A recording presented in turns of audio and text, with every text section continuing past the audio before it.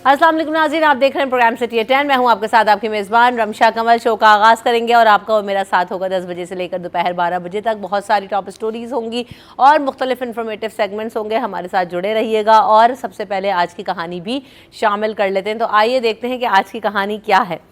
तो एक लड़का था जिसकी उम्र 24 से लेकर 25 साल थी। वो अपने उस्ताद के पास जो है ना आया और उसने कहा कि हम बहुत गरीब हैं और घर में सबसे बड़ा भी मैं ही हूँ, मेरे पास कोई नौकरी नहीं है और मैंने बड़ी कोशिश की लेकिन मुझे कोई काम नहीं मिलता। अपने माँ बाप को, घर वालों को एक आराम भर और जो है ना खुशहाल ज़िंदगी देना चाहता हूँ और मैं चाहता हूँ कि मेरे पास ढेर सारा पैसा हो, घर हो, अपने वालिदैन को सारी खुशियाँ ला कर दूँ जो उनकी ज़िंदगी आसान बना दूँ। उनकी ज़िंदगी में ना कोई गम रहे, ना कोई परेशानी रहे और ना ही जो है ना उनको किसी किस्म की कोई तकलीफ़ हो। मैं चाहता हूँ मुझे आपको ऐसा फार्मूला बता दें कि मैं रातों रात अमीर हो जाऊँ। तो इसमें ज़ाहिर सी बात है ज़्यादा इंतज़ार नहीं कर सकता। उस लड़के की जो ख्वाहिश थी वही ख्वाहिश हम में से अक्सर लोगों में भी होती है कि हम जल्द अज जल्द माल और दौलत और शोहरत हासिल करना चाहते हैं और हम अक्सर लोग चाहते हैं कि रातों रात अमीर हो जाएं। तो जी उसको साजिद ने जो है ना उस लड़के की बात गौर से सुनी और कहा कि अपने पीछे आने का इशारा किया और उसने कहा मैं तुम्हें एक ऐसी चीज़ देता हूँ जिससे तुम जो है अपनी हर ख्वाहिश, हर ख्वाब, हर जो है ना वो चाहत को पूरा कर सकोगे आसानी से। साथ जो है ना उसे जंगल में ले गया, गुजरते हुए एक ऐसी जगह पर ले गया जहाँ पर बहुत सारे छोटे छोटे पत्थर पड़े हुए थे। पत्थरों का एक बड़ा ढेर लगा हुआ था। उस्ताद ने कहा कि उन पत्थरों में से एक ऐसा पत्थर है जिसको तुम किसी भी लोहे की चीज़ पर लगाओगे तो वो सोने की बन जाएगी। अगर तुम वो पत्थर ढूंढ लोगे तो रातों रात अमीर बन जाओगे और तुम्हारे लिए मैं बस यही कर सकता हूँ। ये लड़का ये बात सुनकर बहुत खुश हुआ और उसने कहा उस्ताद जी आपका बहुत बहुत शुक्रिया, लेकिन उस्ताद इतने सारे पत्थरों के ढेर के बीच में मैं इस पत्थर को कैसे पहचानूंगा, इसकी कोई निशानी तो बनाएं। तो उसने उस्ताद जी ने कहा कि अगर तुम जब उस पत्थर को पकड़ोगे, उसको हाथ में लोगे, फिर उस पत्थर में गरमाइश होगी और वैसे तो पत्थर ठंडे होते हैं लेकिन वो पत्थर गर्म होगा तो तुम्हारे हमारे हाथ में जो है ना वो गरमाइश महसूस होगी। इसकी निशानी बाकी सारे पत्थरों के मुकाबले में बस यही है। ये बात सुनने के बाद लड़का काम पर लग गया। वो पत्थरों के ढेर में जो है ना पत्थर चुनता रहा, ढूंढता रहा और होता ये कि जो पत्थर उसे नॉर्मल लगता, ठंडा लगता, वो उठाकर समंदर में पानी में फेंक देता। होता रहा इसी तरह, ढूंढता रहा। 1 घंटा गुजरा, 2 घंटा गुजरा, शाम हो गई लेकिन वो पत्थर ना मिला। लड़का बड़ा मायूस हो गया और दायरे अपना जो है ना चाहता था कि इरादे में भी पक्का था और उसे था कि मैं ये जो आज अपना काम है वो मुकम्मल करके यहाँ से उठूँगा।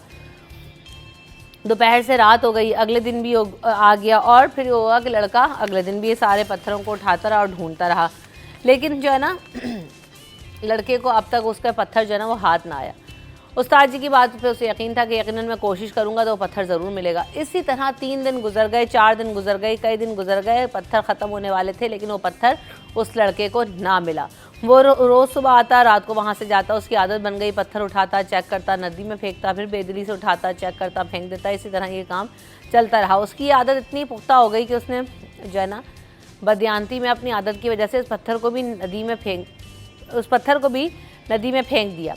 जैसे ही पत्थर उसके हाथ से निकला वो एकदम चौंका। वो गर्म पत्थर था। उसने कहा कि गलती हो गई, मुझे अब इस पछतावे के अलावा कुछ नहीं था। पत्थर फेंकने की आदत की वजह से वो पत्थर भी नदी में चला गया और उस पत्थर से को जो है ना वो नदी से कोई निकाल नहीं सकता क्योंकि वैसे ही नदी में तो इतना पानी है और इतने पत्थर वो पहले ही फेंक चुका था। तो बड़ा परेशान होता है, हैरान होता है कि मैंने जो है ना आदत को बना लिया और उठाता रहा और मैं फेंकता रहा और जो पत्थर मेरे हाथ भी आया तो वो भी मेरे हाथ से चला गया। तो जनाब इस कहानी से हमें क्या सबक मिला कि ज़िंदगी के हर मोड़ पर हमारे लिए एक ऐसा मौका होता है कि हम अपनी ज़िंदगी बदल सकते हैं, लेकिन हम अपनी आदतों की वजह से, अपनी सुस्ती की वजह से, अपनी गलत हैबिट्स की वजह से जो है ना वो क्या कर देते हैं, चीज़ों को अहमियत नहीं देते और उन कामों को टाल देते हैं। तो हम अच्छा मौका जो है ना वो कभी कभी आता है और जब आता है तो उसे हाथ से जाने नहीं देना चाहिए, वरना फिर क्या होता है सिर्फ़ और सिर्फ पछतावे के सिवा ज़िंदगी में कुछ भी बाकी नहीं रहता। तो आज की कहानी से हमने सबक यही सीखा कि जी हम अपनी गलत आदतों को छोड़ें, सुस्ती को छोड़ें और जो है ना लगन के साथ ज़िंदगी में अपने हर लम्हे को अहमियत देनी चाहिए और हम सबको अपनी ज़िंदगी को बेहतर बनाने के लिए बात वही है कि लगन के साथ, मेहनत के साथ आगे बढ़ना चाहिए। तो हम आज के साथ इसी स्टोरी के साथ जो है ना वो शो का आगाज़ करते हैं और स्टोरी को उम्र यार की ज़मीन में डाल देते हैं। राजिश भाई और जो है ना जावेद भाई मेरे साथ मौजूद हैं। अस्सलाम वालेकुम, कैसे हैं? आपने नदी में फेंक दिया ऐसे लग रहा है। थोड़ी चीज़ें मैं इसमें जमा कर रही हूँ, अभी कुछ थोड़ी चीज़ें डाली हैं, अभी और कुछ जाना है। ज़बरदस्त, थैंक यू। और जावेद भाई के लिए भी मैंने इंतज़ाम रखा है ना इसका ख़ास तौर पे। तो कहानी ठीक थी?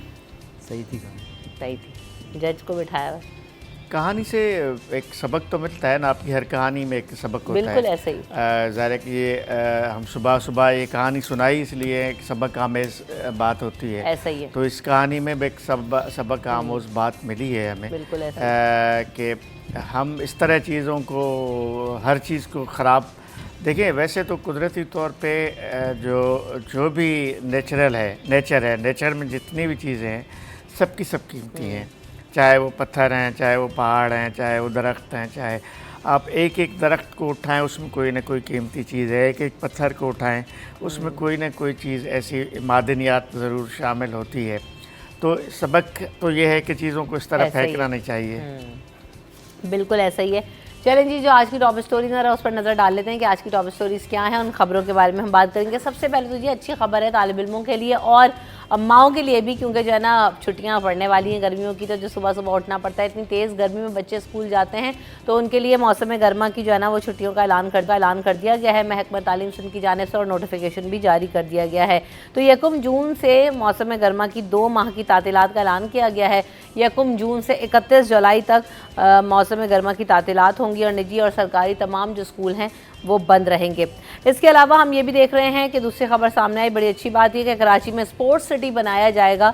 और वज़ीर खेल साहब जो सरदार मोहम्मद महर हैं, उनकी सिटी 21 से उन्होंने गुफ्तगू की थी, जब उन्होंने बताया कि स्पोर्ट्स सिटी के लिए राजी का इंतखाब जल्द होगा और नेशनल गेम्स की बेहतरीन मेज़बानी करना चाहते हैं। स्पोर्ट्स इंफ्रास्ट्रक्चर की बेहतरी के लिए कोशा हैं और तरजीही बुनियादों पर काम जारी है।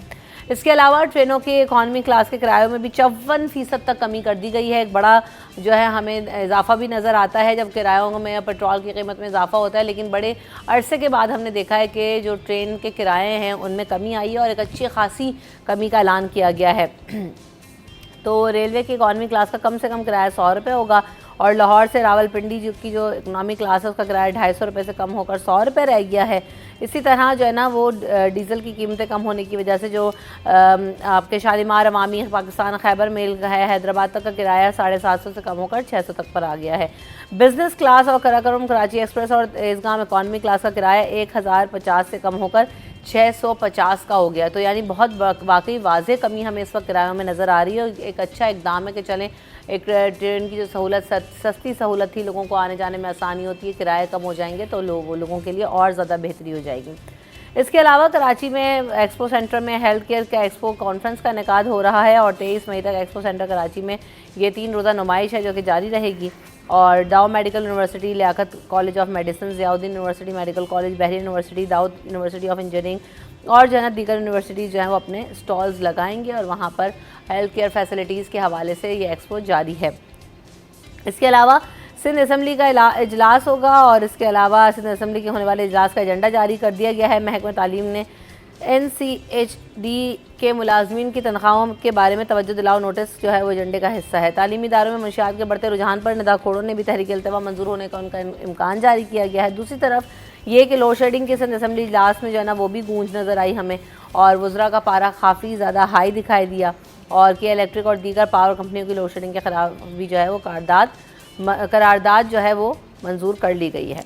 तो हम इस हवाले से भी बात करेंगे। सयाहत को फ़रोग देने के लिए और तरक्की देने के लिए भी इक़दामात सिंध हुकूमत कर रही है। इस हवाले से भी सैयद मुराद अली शाह साहब ने गुफ्तगू की और सयाहत के लिए गोरख हिल, कैंजर हिल और हॉलेजी झील को बेहतरीन सयाहती मकाम बनाना है और गोरख हिल स्टेशन पर जो है वो पौधे भी लगाए जाएंगे जिससे जो है वो ज़र मुबादला भी हासिल किया जा सकेगा। जैतून वगैरह के दरख्त लगाने की भी बात हो रही है। इस हवाले से हम मज़ीद भी डिस्कशन करेंगे। इसके अलावा IMF ने पाकिस्तान से एक दफ़ा फिर डू मोर का मुतालबा कर दिया है। गैस बिजली की जो टैरिफ है उसमें मज़ीद इजाफे की डिमांड कर दी है। कोरंगी एसोसिएशन ऑफ ट्रेड ने शदीद रद्द-ए-अमल का इजहार किया है कि पहले ही बिजली और गैस की कीमतों से परेशान है, कारोबार जो है तबाही के दहाने पर खड़ा हुआ है। ऐसे में अगर मज़ीद इजाफा किया जाएगा तो हम कारोबार बंद कर देंगे और हम इसको नहीं रन कर सकेंगे। इन तमाम चीज़ों पर बात करेंगे। हमारे साथ हमारे गेस्ट मौजूद हैं, तारुफ आपसे हो चुका है। तो सबसे पहले जी जनाब हम देख रहे हैं कि ट्रेनों की जो कौन के किराए में कमी कर दी गई है। मेरा ख्याल है बेहतर खबर है, बहुत अच्छी खबर है आवाम और के लिए। कमी भी वो नहीं है ना कि जी 50 रुपए कमी हो गई, 100 रुपए कमी हो गई, तकरीबन 50% से ज़्यादा 50% तक किरायों में कमी ऐसे ही है। बड़ी खबर है देखा जाए। लेकिन इस ट्रेंड को पब्लिक ट्रांसपोर्ट में अप्लाई करने की ज़रूरत है। जो गवर्नमेंट का इदारा है रेलवे, उन्होंने तो कर दिया, फेडरल गवर्नमेंट ने तो ऐलान कर दिया उसके अलावा जो गवर्नमेंट की दीगर जो ट्रांसपोर्टेशन है उसमें भी किराए कम है, जैसे यहाँ पे पीपल्स बस सर्विस वगैरह चल रही है। लेकिन जो पब्लिक ट्रांसपोर्ट है उसमें किराया 1 रुपया भी कम नहीं हुआ है। गुज़िश्ता 1 महीने के दौरान पेट्रोल की कीमत में या पेट्रोल की जो दीगर अशिया हैं उनकी कीमतों में 30-35% कमी हो चुकी है। तो 30-35% तो किराए कम होने चाहिए पब्लिक ट्रांसपोर्ट में, लेकिन पब्लिक ट्रांसपोर्ट में कोई फ़र्क नहीं पड़ता। तो मेरा ख्याल है रेलवे के किरायों में जो कमी हुई है उसको अप्रिशिएट करना चाहिए, उसके साथ ये डिमांड करनी चाहिए इसी तरह जिस तरह रेलवे ने अपने किरायों में कमी की है, पब्लिक ट्रांसपोर्ट के किरायों में इसी तरह कमी की जाए। अलबत्ता रेलवे में जो इससे एक इनकरेजमेंट ये भी होगी कि लोग जो है रेलवे की जानिब, आप बता रही हैं 600 रुपये हैदराबाद अगर कराची से हम जाते हैं तो वरना तो 1000 रुपये आप पब्लिक ट्रांसपोर्ट में जाएं, कोच में बैठ जाएं जाके सोराब कोट से, तो आपके 1000 रुपये लग जाते हैं हैदराबाद तक, क्योंकि आपको रिक्शा वगैरह इन सब की सर्विस को मिलाते हैं 800-900 रुपये वैसे ही किराया है। तो बहरहाल अच्छी खबर है। बिल्कुल ऐसा ही है। आपकी क्या राय है इस पर? मेरे इसमें अच्छी बात है कि चले किराया कम किया, आम आदमी को फ़ायदा होगा, लेकिन इसमें मेरा है कि एक कदम और आगे बढ़ें, रेलवे की सहूलियात, उसकी सफ़री जो सहूलियात हैं उसको बेहतर की जाए, आरामदेह हो, तेज़ हो और लोग उस पर एतमाद करें। देखिए अगर सफ़र अच्छा होगा तो मैं थोड़े से पैसे ज़्यादा भी दे दूँगा, लेकिन सफ़र ख़राब होगा और वहाँ मुझे आराम नहीं मिलेगा उस सफ़र में, तो फिर मैं भले पैसे कम क्यों ना हो, मैं वहाँ से नहीं जाऊँगा। और ज़्यादातर लोग फिर इसी वजह से जल्दी, और क्योंकि बहुत कभी कभी लेट हो जाती है ट्रेनें, ये भी है, एतमाद आपको कायम करना है सफ़र के। और देखिए वहाँ कभी भी मैंने ट्रेन में भी सफ़र किया, बस में भी, जहाज़ में, हर तरह से लाहौर इस्लामाबाद जाना होता है कभी, लेकिन कुछ रास्ते इतने हैं कि बहुत शॉर्ट है लेकिन बहुत ज़्यादा टाइम लग जाता है, उसको तेज़ करने की ज़रूरत है और बेहतर इतना काम करें कि लोगों का एतमाद कायम हो कि भाई ये हमारे इदारे हैं और बेहतरीन इदारे हैं। ऐसा ना हो कि फिर जल्दी में लोग बस पे, बहुत सारे लोग फिर बस पे ही जा रहे होते हैं इसलिए क्या ट्रेन पता नहीं कब आएगी, टिकट नहीं मिल रहा, गंदगी होती है, बहुत सारे और मसाइल होते हैं।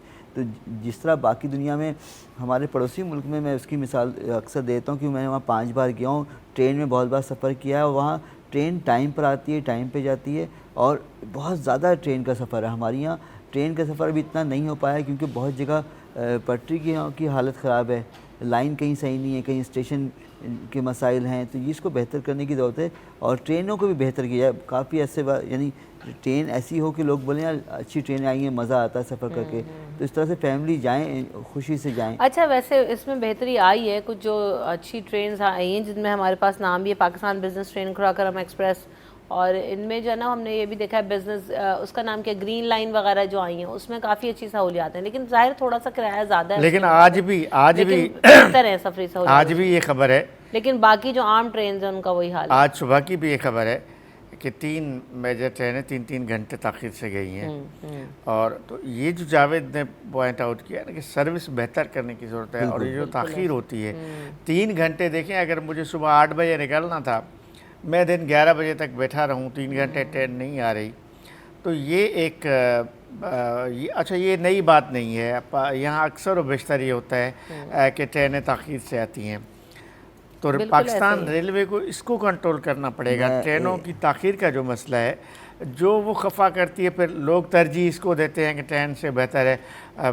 फ़र्ज़ करें अगर मुझे हैदराबाद जाना है, मुझे नवाबशाह जाना है, सक्खर जाना है, जिसको जाना होता है वो तो जल्दी निकलना चाहता है, जल्दी पहुंचना चाहता है। सही बात है। तो लेट होगा तो वो फिर एक मसला होगा। हाँ बिल्कुल ऐसे ही हमारे यहाँ जी आरामदेह और महफूज सफ़र और ज़्यादा मज़ेदार सफ़र ट्रेन में ही होता है, क्योंकि बहुत अच्छा होता है बस के मुकाबले में अगर इस्लामाबाद जा रहे हैं, ट्रेन से लाहौर जा रहे हैं, तो आप ट्रेन में कभी आप लेट के सफ़र कर रहे हैं, कभी बैठ गए, कभी आप ट्रेन में चक्कर लगा रहे हैं, टहल रहे हैं, कभी नज़ारे देख रहे हैं। बस में ही आपको मौका नहीं मिल पाता, बस में आप सीट पे बैठे में हिल नहीं सकते ज़्यादा और ना सही से सो सकते हैं। बाय एयर भी यही होता है ना कि आप बाय एयर भी इतना एंजॉय नहीं करते। मुझे सबसे ज़्यादा जो चीज़ पसंद है उसमें ये कि आप वो नेचर जो है ना वो देखते हुए जाते हैं, मुख्तलिफ आपको सीनरीज मिलती हैं, तो उसमें आपको बहुत ज़्यादा मज़ा आता है। तो बहरहाल रेलवे का सफ़र तो है बहुत खूबसूरत, लेकिन बात वही है कि जावेद भाई ने भी जो पॉइंट आउट किया वो बात भी वजह है। लेकिन बहरहाल इन सब बातों के साथ साथ आवाम के लिए अच्छी खबर ये भी है कि भाई उसमें किरायों में कमी आ गई है, और आजिज़ भाई ने जैसे कहा कि पब्लिक ट्रांसपोर्ट में भी कमी आनी चाहिए, क्योंकि फौरी तौर पर इजाफा तो हो जाता है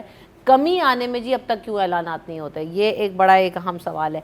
चलें जी आगे बढ़ते हैं। और ये कि कराची में स्पोर्ट्स सिटी बनाया जाएगा, वजीर खेल ये कह रहे हैं, कहाँ बन रहा है जावेद भाई ये स्पोर्ट्स सिटी? इसके लिए बताए थे कि वजीर खेल सरदार मोहम्मद बख्श महर खुद बहुत ही स्पोर्ट्स माइंडेड, खुद खिलाड़ी के तौर पे हमेशा अपनी सलाहियतों को मनवाया, कभी स्क्वाश खेलते हैं, कभी क्रिकेट, कभी कोई खेल, और वो बड़े स्पोर्ट्स मैन हैं। तो उनकी ख्वाहिश है कराची में स्पोर्ट्स सिटी बने ताकि ओलंपिक विलेज का जो तस्वुर है विलेज का वो उजागर हो और एक ही जगह बहुत सारी चीज़ें बन जाएं। जैसे मैंने खुद कोयटा में देखा, इस्लामाबाद में देखा, पेशावर में देखा, लाहौर में ये चीज़ है कि एक करीब करीब बहुत सारी चीज़ें आपको कोयटा में 150 एकड़ की जगह उन्होंने बनाई है बुगटी स्टेडियम में, और कईयों में स्पोर्ट्स कॉम्प्लेक्स है पूरा। इस तरह पेशावर में क्यों 150 एकड़ में हॉकी ग्राउंड, पूरा स्टेडियम है, क्रिकेट पूरा स्टेडियम है, फुटबॉल का स्टेडियम है, फिर स्क्वाश कोर्ट, बास्केटबॉल कोर्ट और बहुत सारी सहूलियात, ऑडिटोरियम, वहाँ स्पोर्ट बोर्ड के ऑफिस और टेबल टेनिस कॉम्प्लेक्स, सब कुछ है वहाँ पर 150 एकड़ की जगह पे। यही इस्लामाबाद में जिना स्पोर्ट्स कॉम्प्लेक्स है पूरा,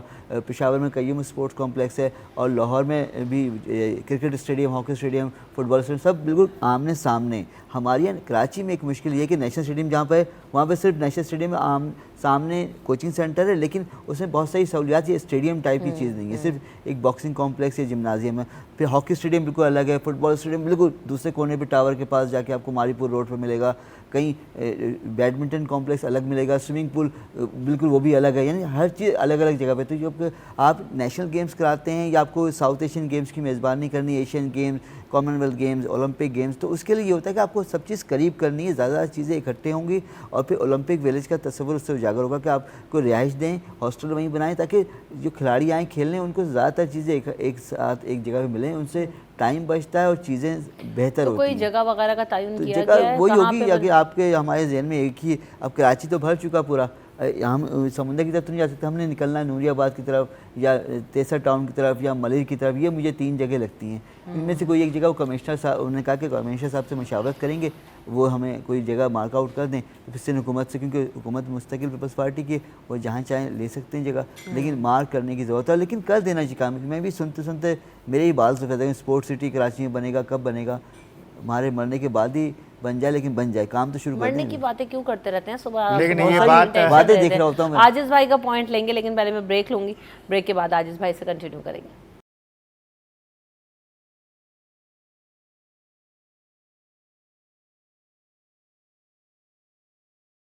welcome back in city at 10। तो बात हम कर रहे थे कि जी कराची में भी स्पोर्ट्स सिटी बनाने का कहा गया है, तो आजिज़ भाई आप कुछ कह रहे थे जाने से पहले?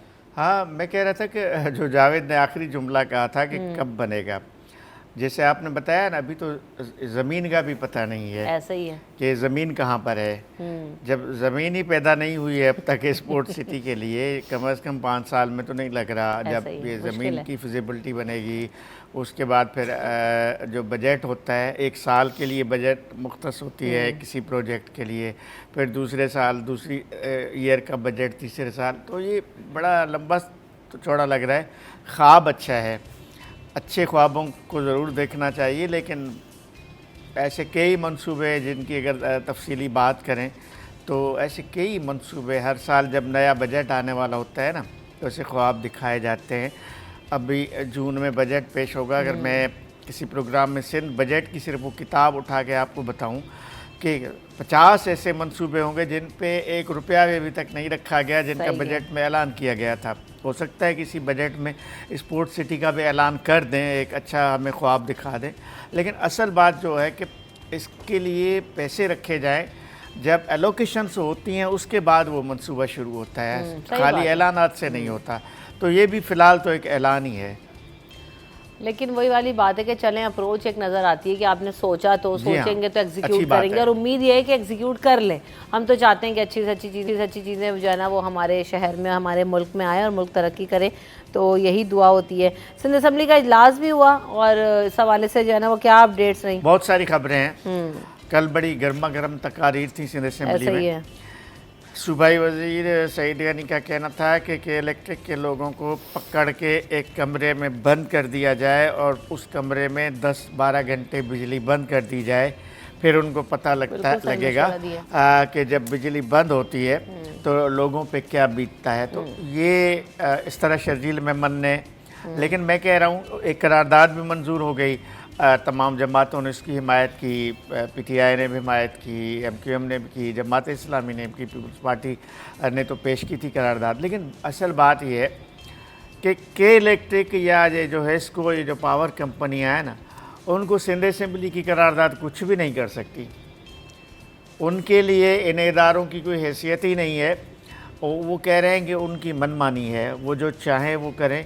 असेंबली में ये बात हुई है कि जहाँ 500 घर हैं किसी अपार्टमेंट में या 1000 घर हैं, सिर्फ 5 या 10 लोग अगर बिजली का बिल पे नहीं करते तो वो पूरी आबादी की बिजली बंद कर देते हैं। सही। यहाँ तो कराची में सिर्फ बिजली बंद कर देते हैं, सिंध के दीगर शहरों में ट्रांसफार्मर उठा के ले जाते हैं। यानी एक पूरी आबादी जहाँ 200, 500, 800, 1000, 2000 घर हैं, पूरी आबादी है, पूरी PMT उठा के ले जाते हैं। जो हैदराबाद पावर कंपनी है या सखर पावर कंपनी है, उन्होंने वहाँ ये कर दिया है कि ट्रांसफार्मर उठा के ले जाओ, PMT ख़त्म। भाई ये तो दुनिया के किसी कानून में नहीं होता। और दूसरी बात कि ये एक अजीब जवाज़ है कि लोग जी बिल नहीं देते। अब हम तीनों यहाँ बैठे हुए हैं, हम तो सभी बिल पे कर रहे हैं। ऐसी कितनी आबादी होगी, कितना फ़ीसद लोग होंगे जो बिल पे नहीं करते होंगे। मैं आपको बताऊं, जिस एरिया में मैं रहता हूं या जिस अपार्टमेंट में 100% हम बिल पे करते हैं, उसके बावजूद 8-8 घंटे बिजली जाती है। सही बात। तो ये किसकी नहीं, तो फिर इस हवाले से भी तो क्रैक डाउन होना चाहिए ना। जो बिजली का बिल नहीं पे कर रहे हैं उनके खिलाफ क्यों नहीं क्रैक डाउन हो रहा है? इस हवाले से भी तो इनसे ये नहीं होता, ये पूरी आबादी को बंद कर देते हैं। एग्जैक्टली भाई, आप पिन पॉइंट करें। आपने पहले भी बताया था कुंडा सिस्टम ख़त्म हो जाएगा, नए मीटर्स लग जाएंगे, वो तार सारे चेंज हो जाएंगे, उसके बाद बहुत बेहतरी आएगी। लेकिन हमने देखा कि अभी भी जो है ना चोरी और बिल ना भरने के मामला, जहाँ चोरी है, जहाँ कुंडे हैं, जहाँ लोग पैसे नहीं भरते, वो मज़े से बैठे हुए हैं बिजली, और उसका बोझ भी उन लोगों के ऊपर आ रहा है, पैसे भर रहे हैं उसी PMTs पे उन्हीं लोगों के बिलों पर आ रहा है जो भर रहे हैं। तो जावेद भाई, ये इतना कोई मुश्किल काम नहीं है, इसको किया जा सकता है। यही होता है कि जो बिल नहीं भरेगा 2 महीने बाद उसका एक टाइम, पहले महीने छोड़ दे, दूसरे महीने में बिल नहीं भरा तो फिर कुछ 2 महीने 10-20 दिन बाद वो लाइन कट गई, खास उस घर की जिसने बिल नहीं भरा। यही तरीका होना चाहिए, ना कि आप पूरे मोहल्ले की, पूरे एक बड़े इलाके की, ये जैसे बताया अजीत भाई ने कि वहाँ अंदरूनी सिंध में तो और बुरा हाल है। यानी पूरे ट्रांसफ़र उठा के ले जाते हैं या PMT उठा के ले जाते हैं। तो यहाँ उतना नहीं, लेकिन फिर भी यहाँ परेशानी है। बहुत सारे इलाकों में मैं सुनता हूँ कि वहाँ ज़्यादा लाइट जाती है।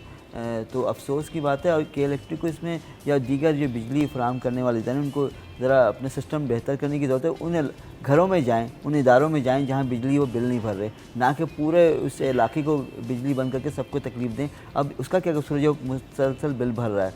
अब ठीक है, बिजली बहुत महंगी कर दी, ये एक बहुत बड़ा मसला है जो हुकूमत को खुद सोचने की ज़रूरत है कि जब कश्मीर में इतना आपने देखा कितना बड़ा मुजाहरा हुआ, एहतजाज हुआ, वहाँ जाके उन्होंने थोड़ा बैकफुट पे गई पाकिस्तानी गवर्नमेंट कि वहाँ उन्होंने कहा नहीं, आप 3 रुपये शायद यूनिट कर दिया उन्होंने, या 5 रुपये कर दिया। यहाँ तो 30-30, 40 रुपये, 50 रुपये तक यूनिट चला गया, घरों का भी ये हाल कर दिया उन्होंने। क्योंकि यहाँ कोई बड़ा एहतजाज उस जैसा नहीं हुआ जैसे कश्मीर में हुआ, आज़ाद कश्मीर में। तो अगर क्या हम गवर्नमेंट उसी चीज़ का इंतज़ार करेगी कि जब खून बहेगा, लोग मरेंगे, एहतजाज होगा, ज़ख्मी होंगे लोग, अमलाक को नुकसान पहुंचेगा, तब कुछ करेंगे? बिजली बहुत महंगी कर दी है, तो इसलिए शायद कच्ची आबादी में ज़्यादा ये शिकायत होती है कि वहाँ कोई पूरे एक इलाके की बिजली बंद कर जाए और मुजाहरा वहीं होता है ज़्यादातर। आपने कभी नहीं सुना होगा डिफेंस वाले मुजाहरा कर रहे हैं, कभी नहीं सुना गुलशन इकबाल में कोई पोश इलाके के या अच्छे बेहतर इलाके के लोग मुजाहरा कर रहे हैं। मुजाहरा हमेशा कच्ची आबादी में, क्योंकि उनका बिल ज़्यादा आता है, वो भर नहीं पाते, तो वो क्या करें? के इलेक्ट्रिक के ऑफिस में जा के थक जाते हैं वो, तो उनके पास एक ही हक होता है कि सब मिलके चलो आ जाओ रोड पे और रोड बंद करते हैं, थोड़ा सा बिल्कुल ब्लॉक। लेकिन अब जो बिजली का हाल है, बिजली जिस हिसाब से नापैद है और जिस हिसाब से बिल आ रहे हैं, और भी फिर फ़ी यूनिट इजाफे का इम्कान जाहिर किया जा रहा है, और आगे बजट आना है, तो फिर IMF ने, अभी हम उस खबर को भी डिस्कस करेंगे कि यहाँ तो गैस की बात होगी, लेकिन साथ साथ IMF ने ये भी कहा है कि जी बिजली की कीमतों में भी इजाफा करना है। तो आप देखेंगे पर यूनिट बिजली कहाँ पहुँच जाएगी, 60-70 पे जाना, वो 55-60 रुपये फी यूनिट है। आजिज़ भाई, अभी करंट रेट जो है हमारी यहाँ वो 52 तक पे पहुँच जाता है, और अगर 18 रुपये इजाफा होता है तो आप लगा लें कि कहाँ ये कीमत पहुँचेगी। मतलब देखिए, बिजली अफोर्डेबिलिटी का इशू आ जाएगा, तो सिंपल आप नहीं कर सकेंगे अफोर्ड। अभी चंद रोज़ कबल वो जो अपार्टमेंट्स की सफाई करने वाले होते हैं, वो एक छोटे से एक झूपड़ीनुमा घर में एक कमरे के उसमें रहता है। उसने मुझे बताया कि सर मेरे 1 महीने का बिल जो है 12,000 रुपये आया है। एक कमरे नुमा उसका घर है, वो भी कच्चे क्या नुमा। चलाता होगा? एक पंखा तो कह रहे चलाता मेरा होगा, 12,000 रुपये बिल आया है। मैं कमाता ही 15-20 हज़ार रुपये हूँ, जो आप लोग थोड़ा बहुत पैसे देते हैं। तो मैं उस बिजली के बिल को कहाँ से अफोर्ड, और वो जैसे उन्होंने बताया वो भी कह रहे हैं कि मैं मलिर की बात बता रहा हूँ। मैं के इलेक्ट्रिक मलिर का जो दफ्तर है 10 बार वहाँ के चक्कर लगा चुका हूँ। वो कह रहे हैं कि बिल तो भरना पड़ेगा और कोई हल नहीं है। अच्छा फिर अजीत भाई, आप अच्छा उनके पास हल बस ये किस्तों में कर देते हैं, भरते रहो, लेकिन बिल आपने भरना है, वो किस्तें बना देंगे उनकी और आती रहेंगी। पता है वो एक दूसरा अजाब होता है। हाँ बिल्कुल। आप यानी आपको वो 3 किस्तें करेंगे, फिर आप हर महीने की किस्त भी अदा करेंगे और जो फ्रेश बिल होगा वो उस किस्त के साथ होगा। यानी जो गरीब है वो 10-15 हज़ार रुपये महीने में कैसे अफोर्ड कर सकता है? तो कोई फिर और 10-15 हज़ार आप जो कह रहे हैं, वो एक पंखा और एक बल्ब भी जलाता होगा ना एक कमरे में, इससे ज़्यादा क्या जलाता होगा?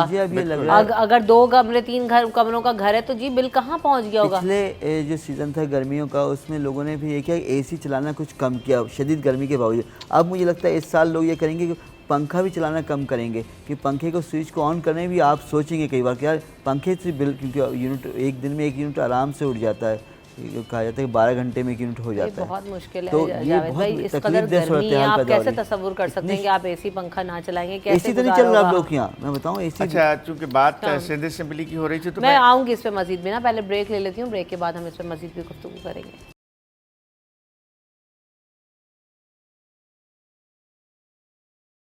Welcome back in city at 10। तो जनाब सिंध असेंबली के इजलास के हवाले से हम बात कर रहे थे, कुछ खबरें हमने डिस्कस भी की। आज भी इजलास होना है और इस हवाले से भी खबर सामने है कि जी मंशियात जो है वो जिस तरह से स्कूल कॉलेजेस में फ़रोग की जा रही है और इसका बढ़ता हुआ रुझान है, इस हवाले से निदा खोड़ो साहिबा ने भी तहरीक इल्तिवा जमा कराई और उसको मंजूर होने का भी इम्कान है। क्या इस हवाले से डिटेल? एक एडजन मोशन है निदा खोड़ो की, जिसमें उन्होंने लिखा है कि ये भयानक सूरत हाल है कि सिंध के तलीमी इदारों में ख़ास तौर पे कॉलेजेस और यूनिवर्सिटीज़ में भयानक किस्म की मंशियात का कारोबार हो रहा है। और ये पुलिस की भी एक रिपोर्ट है, मुख्तलिफ इंटेलिजेंस एजेंसीज़ की भी रिपोर्ट है कि कल बल्कि इस पे जो एक्साइज़ मिनिस्टर हैं शर्जील नाम मेमन ने कोर्ट में बात की थी कि उन्होंने कहा है कि हम अब तलीमी एक मॉनिटरिंग कमेटियाँ बनाएंगे जो तलीमी इदारों में जाके सर्विलेंसेस करेंगी और बताएंगे नहीं, हम उसको खुफिया रखेंगे, राज में रखेंगे। लेकिन बकौल मिनिस्टर के कि ऐसी इतलात हैं कि तलीमी इदारों के अंदर का जो अमला है वो मंशियात की सप्लाई में मुलविस है। वो यानी स्कूल या कॉलेज समझें, कॉलेज के जो मुलाजमीन हैं उनके ज़रिए स्टूडेंट्स तक मंशियात जाती है। ख़ास तौर आइस जैसा ख़तरनाक नशा जो है वो तलीमी इदारों में फैल रहा है। तो ये हुकूमत खुद कह रही है। तो ये उसी तनाजुर में ये आज एडन मोशन या तहरीक इल्तिवा पेश की जाएगी और इस पर बहस होगी। बहस के बाद अब उसको करारदाद की शक्ल में एक मंजूर करते हैं या इस पर कोई कमेटी बनाते हैं, फिर वो आगे उस कार्रवाई को आगे बढ़ाएगी।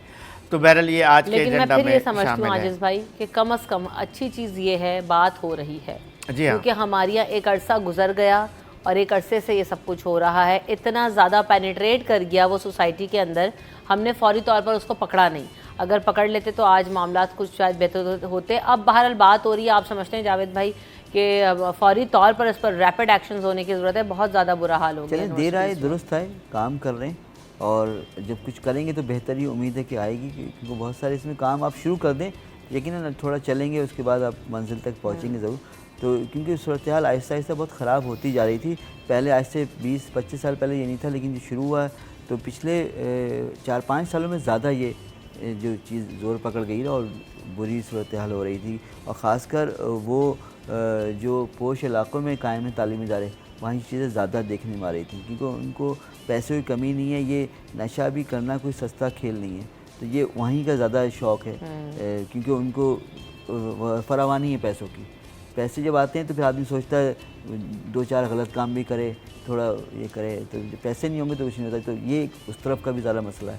तो कोई उम्मीद है कि जब चीज़ों को मॉनिटर करेंगे, चीज़ बेहतर होगी और नज़र रखने की ज़रूरत होती है। और इसमें मेरा ख्याल है टीचिंग अमला मेरा ख्याल इतना मुलविस नहीं होता, जो दूसरा अमला होता है ना क्लरिकल या एडमिनिस्ट्रेशन, वो होगा ज़रूर मुलविस। लालच होती है पैसों की वजह से।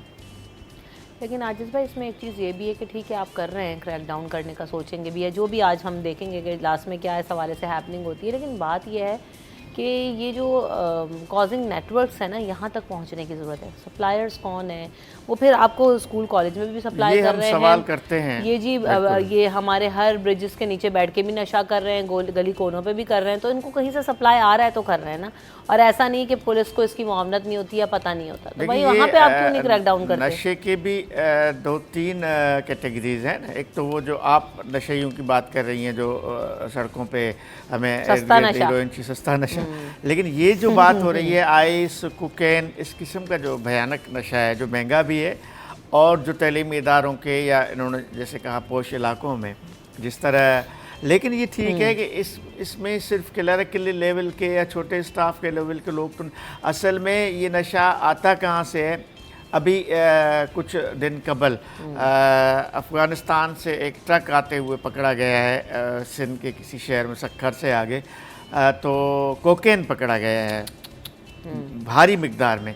तो अब ये असल में तो उन नेटवर्क्स को ख़त्म करने की ज़रूरत, यानी दीगर ममालिक से और दीगर सूबों से जो सूबाई बॉर्डर्स हैं, ज़ाहिर है कि कराची तक अगर एक चीज़ पहुंचती है तो वो कई सैकड़ों हज़ारों मील सफ़र करके यहाँ तक पहुँचती है, तो उसको रोकना असल में बॉर्डर्स पे उसको रोकने की ज़रूरत होती है। उस तरफ कोई सोचता नहीं है, नेटवर्क्स को ख़त्म करने की बात होती है, उस पर कोई नहीं सोचता कि यहाँ कोई आता तो वहीं से, ज़्यादातर तबाही बर्बादी की चीज़ तो मेरी नज़र में ज़्यादातर अफगानिस्तान से ही आती है यहाँ पर। पाकिस्तान में जो जिसकी वजह से बहुत परेशानी हुई, भले वो नशे में इजाफा हुआ या तखरीबकारी हुई, ज़्यादातर चीज़ें वहीं से आ रही होती हैं, क्योंकि प्रोडक्शन वहीं होती है, इसकी रॉ मटेरियल भी वहीं पर और प्रोडक्शन बन के भी वहीं से आता है। हम लोगों को ज़रूरत है कि इसको बेहतर करें, सर जो हमारे बॉर्डर हैं उसको ज़रा सा। अच्छा, ये जो बात जावेद भाई करें, मुझे खबर याद आ गई कि अभी पिछले दिनों किसी इजलास में ही बात हुई है, कहाँ ये मीटिंग पे बात हुई कि बॉर्डर सिक्योरिटी को जो है ना वो यकीनी बनाया जाएगा। अमन और अमान के हवाले से जो इजलास हुआ था, उसके बाद एक और मीटिंग हुई थी जिसमें जो है ना वो बड़ी बैठक बैठी और उस पर कहा गया था कि जो बॉर्डर सिक्योरिटी है उसको बेहतर बनाया जाए, क्योंकि वहाँ से ये सारे मामला हैं। उसमें फिर मंशियात का जिक्र भी आया, असलहे का भी आया, अमन और अमान की सूरत हाल का भी आया, कच्चे के डाकुओं का भी, स्मगलिंग का बहुत इशू था। तो ये चीज़ें जो है ना हो रही हैं, कम अज़ कम इसमें मैं फिर वही कह रही हूँ कि अगर इन पॉइंटर्स पे बात हो रही है तो वो भी एक अचीवमेंट है और इसको हमें कंसिडर ज़रूर करना चाहिए। लेकिन बात वही है कि अब जी बातें तो होती हैं, लेकिन आगे इसका नेक्स्ट फेज़ भी हम देखना चाहते हैं। हम बहुत अरसे से ये चीज़ें देख रहे हैं और अच्छा अप्रिशिएट भी कर रहे हैं कि ठीक है, लेकिन अब इससे आगे भी बढ़े नेक्स्ट स्टेप में। अच्छा, कल एक और चीज़ हुई, उसमें साथ साथ ये भी था कि वज़ीर आला सिंध जो है सैयद मुराद अली शाह, उनकी ज़रिए सदारत स्पेशल इन्वेस्टमेंट फैसिलिटेशन काउंसिल का भी इजलास हुआ और उन्होंने कहा कि सयाहत को तरक्की देने के लिए सिंध हुकूमत इक़दाम कर रही है। सयाहत के लिए गौरख हिल, केंजर झील, हालेजी झील को बेहतरीन सयाहती मकाम बनाना है और गौरख हिल स्टेशन पर जैतून के पौधे लगाए जाएंगे और सड़क को भी बेहतर किया जाएगा। इसके अलावा गोरख एक्सप्रेस वे भी बनाने की तजवीज़ दी गई है और बड़ा मच नीडेड है। कौन कौन गोरख हिल गया है आप में से? गोरख मेरा इलाका है, मेरा आबाई इलाका है। अच्छा, ज़बरदस्त, आप तो गए हुए होंगे फिर? कई बार गए हैं, लेकिन ये मैं कह रहा हूँ कि सिंध का जावेद भाई का जाने का इत्तेफाक हुआ है? गए नहीं, आज तो आए वहाँ से। ये बात सही है। इतना बड़ा ये टूरिस्ट प्लेस है। आपका जाने का इत्तेफाक हुआ है? नहीं, मुझे जाने का शौक़ है, लेकिन मैं जो अगर सीएम साहब ने ऐलान किया कि वहाँ एक्सप्रेसवे बन जाएगी तो सबके लिए जाना आसान होगा, आना जाना आसान होगा, लोग जाएंगे, सबकी ख्वाहिश है जाएंगे। लेकिन अगर ये प्लेस, मैं गई हूँ लेकिन मच नीडेड के वहाँ पर अगर ये एक्सप्रेसवे बन जाता है तो बहुत आसानी कहा जाता है। बिल्कुल, अगर ये प्लेस डेवलप हो जाता है, मैं कह रहा हूँ अगर वाकई कराची से कोई शायरा निकलती है जो डायरेक्टली गोरख तक पहुँचे, तो ये बिल्कुल कोहमरी को, ये इस सिंध और बलूचिस्तान के लोग कोहमरी को भूल जाएंगे। ऐसे ही है। बलूचिस्तान के भी बिल्कुल बॉर्डर पर है, बिल्कुल जो पहाड़ी सिलसिला है ना गोरख का, एक तरफ बलूचिस्तान है, इस तरफ सिंध है। बिल्कुल ऐसे ही। सिंध और बलूचिस्तान के बिल्कुल बॉर्डर के ऊपर है ये। तो ये एक इतना खूबसूरत प्लेस है कि इस इन हालात में रोड अभी है, एक सिंगल रोड वहाँ तक ज़रूर है, बना हुआ है। उसके ऊपर का ट्रैक भी बड़ा मुश्किल ट्रैक है, लेकिन यहाँ पे उसका डबल एक कैबिन के अलावा खावल लक कहते हैं, एक चढ़ाई है, वो ख़तरनाक है। उसको क्या करना है कि ज़ाहिर है कि सिंध हुकूमत के पास इतने वसाइल तो है नहीं, लेकिन जिस तरह मरी का रोड बना हुआ है, अगर इस तरह का एक रोड बन जाए, देखें क्योंकि हमें फिर भी अभी भी गोरख तक जाने के लिए जहाँ से पहाड़ी सिलसिला शुरू होता है वहाँ से कार नहीं जा सकती, जी, वही तो कह जीप रही में हूँ। जाना पड़ता है, यार four four wheel wheel use पे जाना करनी पड़ता है। पड़ती तो जब तक ये आम गाड़ी वहाँ तक नहीं पहुँचेगी, ये प्लेस आम टूरिस्ट प्लेस नहीं हो सकेगा। यानी आप कराची से अपनी गाड़ी में बैठें ताकि आप गोरख तक पहुँच जाएं। अच्छा, सयाहत को फ़रोग देने के हवाले से सिंध में वैसे भी बहुत ज़्यादा काम होने की ज़रूरत है, और ये गोरख पे भी हम बात करेंगे, लेकिन इसके अलावा भी और हमारे पास मकामात हैं जिस पे बात हम करेंगे, लेकिन पहले ब्रेक ले लेते हैं।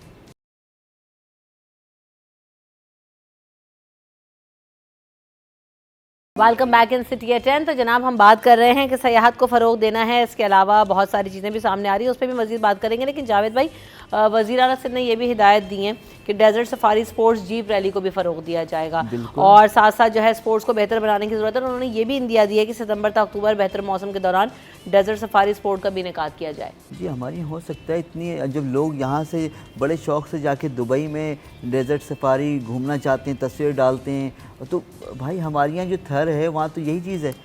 अगर बेहतर कर दें, डेवलपमेंट कर दें, वहाँ पे अच्छी चीज़ें, रास्ते इजी हों, तो यहाँ हो सकता है। अच्छा, दूसरा है कि मेरा एक वो भी है कि मुझे याद है कि यहाँ पे बहुत बड़े बड़े इवेंट होते हैं पाकिस्तान में, स्पोर्ट्स के या दूसरे, लेकिन हमारे शायद टूरिज़म डिपार्टमेंट भले सिंध का हो या पाकिस्तान का हो, वो उसको इवेंट को अपने कैलेंडर इवेंट में डालता नहीं है कि ये इवेंट हो रहा है, लोग इसके लिए आके इस जब आएँ तो और भी चीज़ें भी देख सकते हैं। उनको शायद पता ही नहीं होता कि पाकिस्तान में इतने बड़े बड़े स्पोर्ट्स के इवेंट होते हैं इंटरनेशनल, जैसे अभी स्क्वैश टूर्नामेंट हुआ, फिर कभी क्रिकेट हो रही होती है। तो हमारे टूरिज़म डिपार्टमेंट को कनेक्शन नहीं है, ना कोई रब्ता रखता है कि किसी इंटरनेशनल क्रिकेट फेडरेशन से या पाकिस्तान क्रिकेट बोर्ड से, हॉकी वालों से, स्क्वैश वालों से, कि आपके कौन से इंटरनेशनल इवेंट हो रहे हैं वो हमें बताएं, हम ताकि अपने कैलेंडर में शामिल करेंगे। टूरिज़्म उसकी वजह से ही बढ़ेगी कि आप उनको कनेक्शन उनसे रखें, सवाल है कि टूरिज्म डिपार्टमेंट कर क्या रहा है, ये भी तो सवाल है। शामिल ही नहीं है कोई चीज़। हम जब होस्ट करते हैं इंटरनेशनल इवेंट तो उनके कैलेंडर में होना चाहिए, लेकिन इनको बेखबर रहते हैं। यहाँ पे गोल्फ के बहुत बड़े बड़े टूर्नामेंट होते रहे हैं, लेकिन ये बेखबर रहते हैं। तो ये ज़रूरत है चाहिए कि आप कनेक्शन रखें उन लोगों से जो यहाँ इंटरनेशनल इवेंट ऑर्गेनाइज करते हैं, ताकि आप उसको टूरिज्म के तौर पर भी टूल के तौर पर इस्तेमाल करें। देखिए, सिंध का टूरिज्म डिपार्टमेंट जो है ना, इतना सा डिपार्टमेंट है, ज़रूरत तो इस बात की है, अगर टूरिज़म को बेहतर करना है, सबसे पहले टूरिज़म डिपार्टमेंट को तो बेहतर करें। वो सयाहत और सकाफ़त एक ही महकमा है यहाँ पर, यानी कल्चर डिपार्टमेंट के साथ अटैच है टूरिज़म डिपार्टमेंट। होना तो ये चाहिए कि टूरिज़म डिपार्टमेंट एक फुल फ्लेज डिपार्टमेंट होना चाहिए, उसको एक वसअत हो, उसके मुलाजमीन हो, सेक्रेटरीज़ हों, अफसरान हों, फिर एक सिंध, यहाँ पे सूबे में सिंध टूरिज़म कॉरपोरेशन भी बना हुआ है, वो भी एक छोटा सा कॉरपोरेशन है। तो ये टूरिज़म को सिंध में फ़रोग देने के लिए सबसे पहले सिंध के टूरिज़म डिपार्टमेंट को बेहतर करना पड़ेगा। जब तक टूरिज़म डिपार्टमेंट बेहतर नहीं होता, टूरिज़म कभी भी बेहतर नहीं हो सकेगी। बिल्कुल ऐसा ही है, ये तो बात आपकी सही है। अच्छा, टूरिज़्म के हवाले से कुछ चीज़ें मैं भी ऐड करना चाहती हूँ। जैसे अभी डेजर्ट सफारी का जिक्र आया, पाकिस्तान के मुख्तलिफ हिस्सों में जाने का इत्तेफाक हुआ है बीइंग अ जर्नलिस्ट, और हमने उन चीज़ों को क्लोजली स्टडी भी किया है, घूमे भी हैं, देखा भी है। तो जो डेजर्ट सफारी वाली बात अब यहाँ पर आई है, हमारे पास ना सिर्फ सिंध में, ये थर में ये मौका है, बल्कि चागी का एक बहुत बड़ा जो हमारे पास डेजर्ट मौजूद है, वो डेजर्ट सफारी के मुकाबले का है। और हम अगर उसमें चाहें तो बहुत सारी एक्टिविटीज़ करवा सकते हैं, इंटरनेशनल स्टैंडर्ड की हो सकती हैं, उसको सयाहती मकाम के लिए भी बहुत अच्छे तरीके से इस्तेमाल किया जा सकता है। तो सिंध में नहीं बल्कि पूरे पाकिस्तान में बहुत सारे ऐसे स्पोर्ट्स के लिए जगहें हमारे पास मौजूद हैं, ऐसे टूरिज़म के लिए हमारे पास जगह मौजूद हैं कि जिस पर अगर काम हो तो हम पाकिस्तान की इकॉनमी को बहुत बूस्ट अप कर सकते हैं। हमने अभी तक अपना फोकस वहाँ पे शिफ्ट ही नहीं किया कि हमने टूरिज़म पर और ट्रैवल पर ज़्यादा फोकस देना है। हमारे सामने मलेशिया की एग्जांपल्स मौजूद हैं, थाईलैंड की एग्जांपल्स मौजूद हैं, हमसे बहुत पीछे थे, आज वो हमसे बहुत आगे हैं, बस इस वजह से कि उन्होंने जो है वो अपनी एग्रीकल्चर पे, इंडस्ट्री पे, पाम ऑयल और इन चीज़ों की जो है एक्सपोर्ट पे काम किया, और साथ साथ ट्रैवल एंड टूरिज़म पे बहुत ज़्यादा काम किया। तो अगर हम इसको सीरियस लें तो हमारी इकॉनमी की सूरत हाल बहुत बेहतर हो सकती है। Thank you so much Javed Iqbal साहब, आपने वक्त दिया आज हमारे साहब, आपका भी वक्त का बहुत शुक्रिया। हम यहाँ पे वक्फे की तरफ बढ़ेंगे, वक्फे के बाद हाजिर होंगे अपने अगले सेगमेंट में।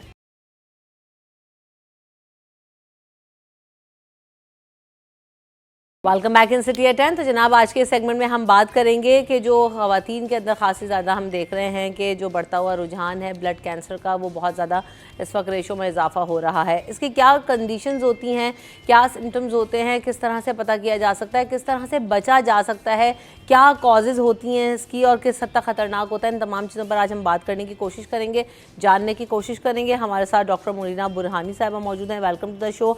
आप कंसल्टेंट हेमेटोलॉजिस्ट हैं और प्रोफेसर भी हैं। आपको खुशामदीद कहते हैं शो में। अस्सलाम वालेकुम, कैसी हैं डॉक्टर साहिबा? मैं बिल्कुल ठीक हूँ, आप कैसी हैं? अल्हम्दुलिल्लाह बिल्कुल ठीक हूँ। डॉक्टर मुनीरा, जब हम बात करते हैं ब्लड कैंसर्स की तो यकीनन सबसे ज़्यादा ख़तरनाक कैंसर्स में अगर हम जिसको समझें, अभी तक जो हमें नॉलेज है जहाँ तक, वो ब्लड कैंसर को समझा जाता है। क्या वाकई ऐसा है कि बहुत ज़्यादा इसकी जो है वो क्रॉनिक है और इलाज बहुत मुश्किल है? नहीं, ऐसी कोई बात नहीं है। देखिए, आम उसूल है कि कैंसर की जितनी जल्दी डायग्नोसिस होगी इतना बर वक्त उसका इलाज मुमकिन है और वो काबिल इलाज बीमारी है। ये एक जनरल उसूल है तमाम कैंसर्स का। ठीक है। जितना कैंसर फैला हुआ होता है उसे ठीक करना, उसको ख़त्म करना मुश्किल होता है। इसीलिए हम एज ए हीमेटोलॉजिस्ट, ऑन्कोलॉजिस्ट यही कहते हैं कि अर्ली डायग्नोसिस और एप्रोप्रिएट डायग्नोसिस, यानी सही तशख़ीस, यानी जितनी सही तशख़ीस होगी कैंसर का इलाज मुमकिन है और कैंसर ख़त्म किया जा सकता है। इसी तरह ब्लड के तमाम कैंसर्स जो हैं उसमें भी यही उसूल अप्लाई होता है। ठीक है। जितना आप अपने आप का ख्याल रखेंगे, हेल्दी लाइफस्टाइल होगा आपका, क्योंकि आपको पता है आजकल इन्वायरमेंट इतना ज़्यादा पोल्यूटेड है, हमारी लाइफस्टाइल की जो इतनी ज़्यादा हमारे अंदर चीज़ें हैं कि हम हर वक्त बाहर की चीज़ें खा रहे होते हैं, जंक फूड्स हमारा बहुत ज़्यादा है, हम हर वक्त एक्सपोज होते हैं केमिकल्स से, रेडिएशन से, कार्सिनोजेंस जो बहुत सारे हमारे इन्वायरमेंट में मौजूद हैं, वायरसेस से, फिर मोटापा, अल्कोहलिज्म, फिर टोबैको, ये सारी चीज़ें वो है जो कॉजेज़ बनती है कैंसर की। कैंसर की कोई एक वजह नहीं होती है। कुछ कैंसर्स के साथ मौरूसी भी होती है, यानी हमारी बॉडी में कुछ म्यूटेशंस होती है, जेनेटिक डिसऑर्डर्स होते हैं जो उसके ऊपर हावी हो जाते हैं इन्वायरमेंटल फैक्टर्स के साथ और हमारे लाइफस्टाइल के साथ, जिसकी वजह से कैंसर कॉज होता है। सही। अच्छा, हम ब्लड कैंसर स्पेसिफिकली इसके कॉजेज़ क्या हैं, किस वजह से होता है, ये भी हम उसको फोकस करेंगे आज की। क्या वजह है कि ये ब्लड कैंसर जो है वो जिसकी वजह से ट्रिगर होता है, या सिर्फ आपको जो है जेनेटिक होता है, या जो है वो हमारे लाइफस्टाइल या किन चीज़ों का जो है इसमें इन्वॉल्वमेंट होती है? जैसे मैंने आपसे कहा कि देखें, जेनेटिक भी एक फैक्टर है ब्लड कैंसर में। बिल्कुल, जेनेटिक भी एक फैक्टर है, लेकिन ये ऐसा नहीं है कि खाली जेनेटिक है। उसके साथ साथ इन्वायरमेंटल कॉजेज़ बहुत इम्पॉर्टेंट है, उसके साथ साथ हमारा लाइफस्टाइल बहुत इम्पॉर्टेंट है। जितना आप अपने आप को हेल्दी रखेंगे, हेल्दी लाइफस्टाइल का मतलब ये है कि आपको वॉक करना है, एक्सरसाइज करना है, अपना बॉडी जो वेट है उसको कंट्रोल रखना है, शुगर्स को बहुत ज़्यादा हाई नहीं होना चाहिए, ख़ास तौर पे जिस तरह डायबिटीज़ हमारे यहाँ बहुत कॉमन है। ये सारे फैक्टर्स हैं जो एसोसिएटेड है कैंसर्स के साथ। जितना आपका लाइफस्टाइल हेल्दी होगा, आपकी चीज़ें बेहतर होंगी। इन्वायरमेंट आपको पता है कितना पोल्यूटेड है हमारा, उसके अंदर आपको क्लाइमेट चेंज आजकल बहुत बातें हो रही हैं, और इतनी शिद्दत की जो गर्मियाँ पड़ती हैं, इतनी शिद्दत की सर्दियाँ पड़ती हैं, आप देख रहे हैं कि मौसम चेंज हो रहा है। उसका रीज़न ही ये है कि हमारा इन्वायरमेंट, हमारा क्लाइमेट चेंज होता जा रहा है। सही।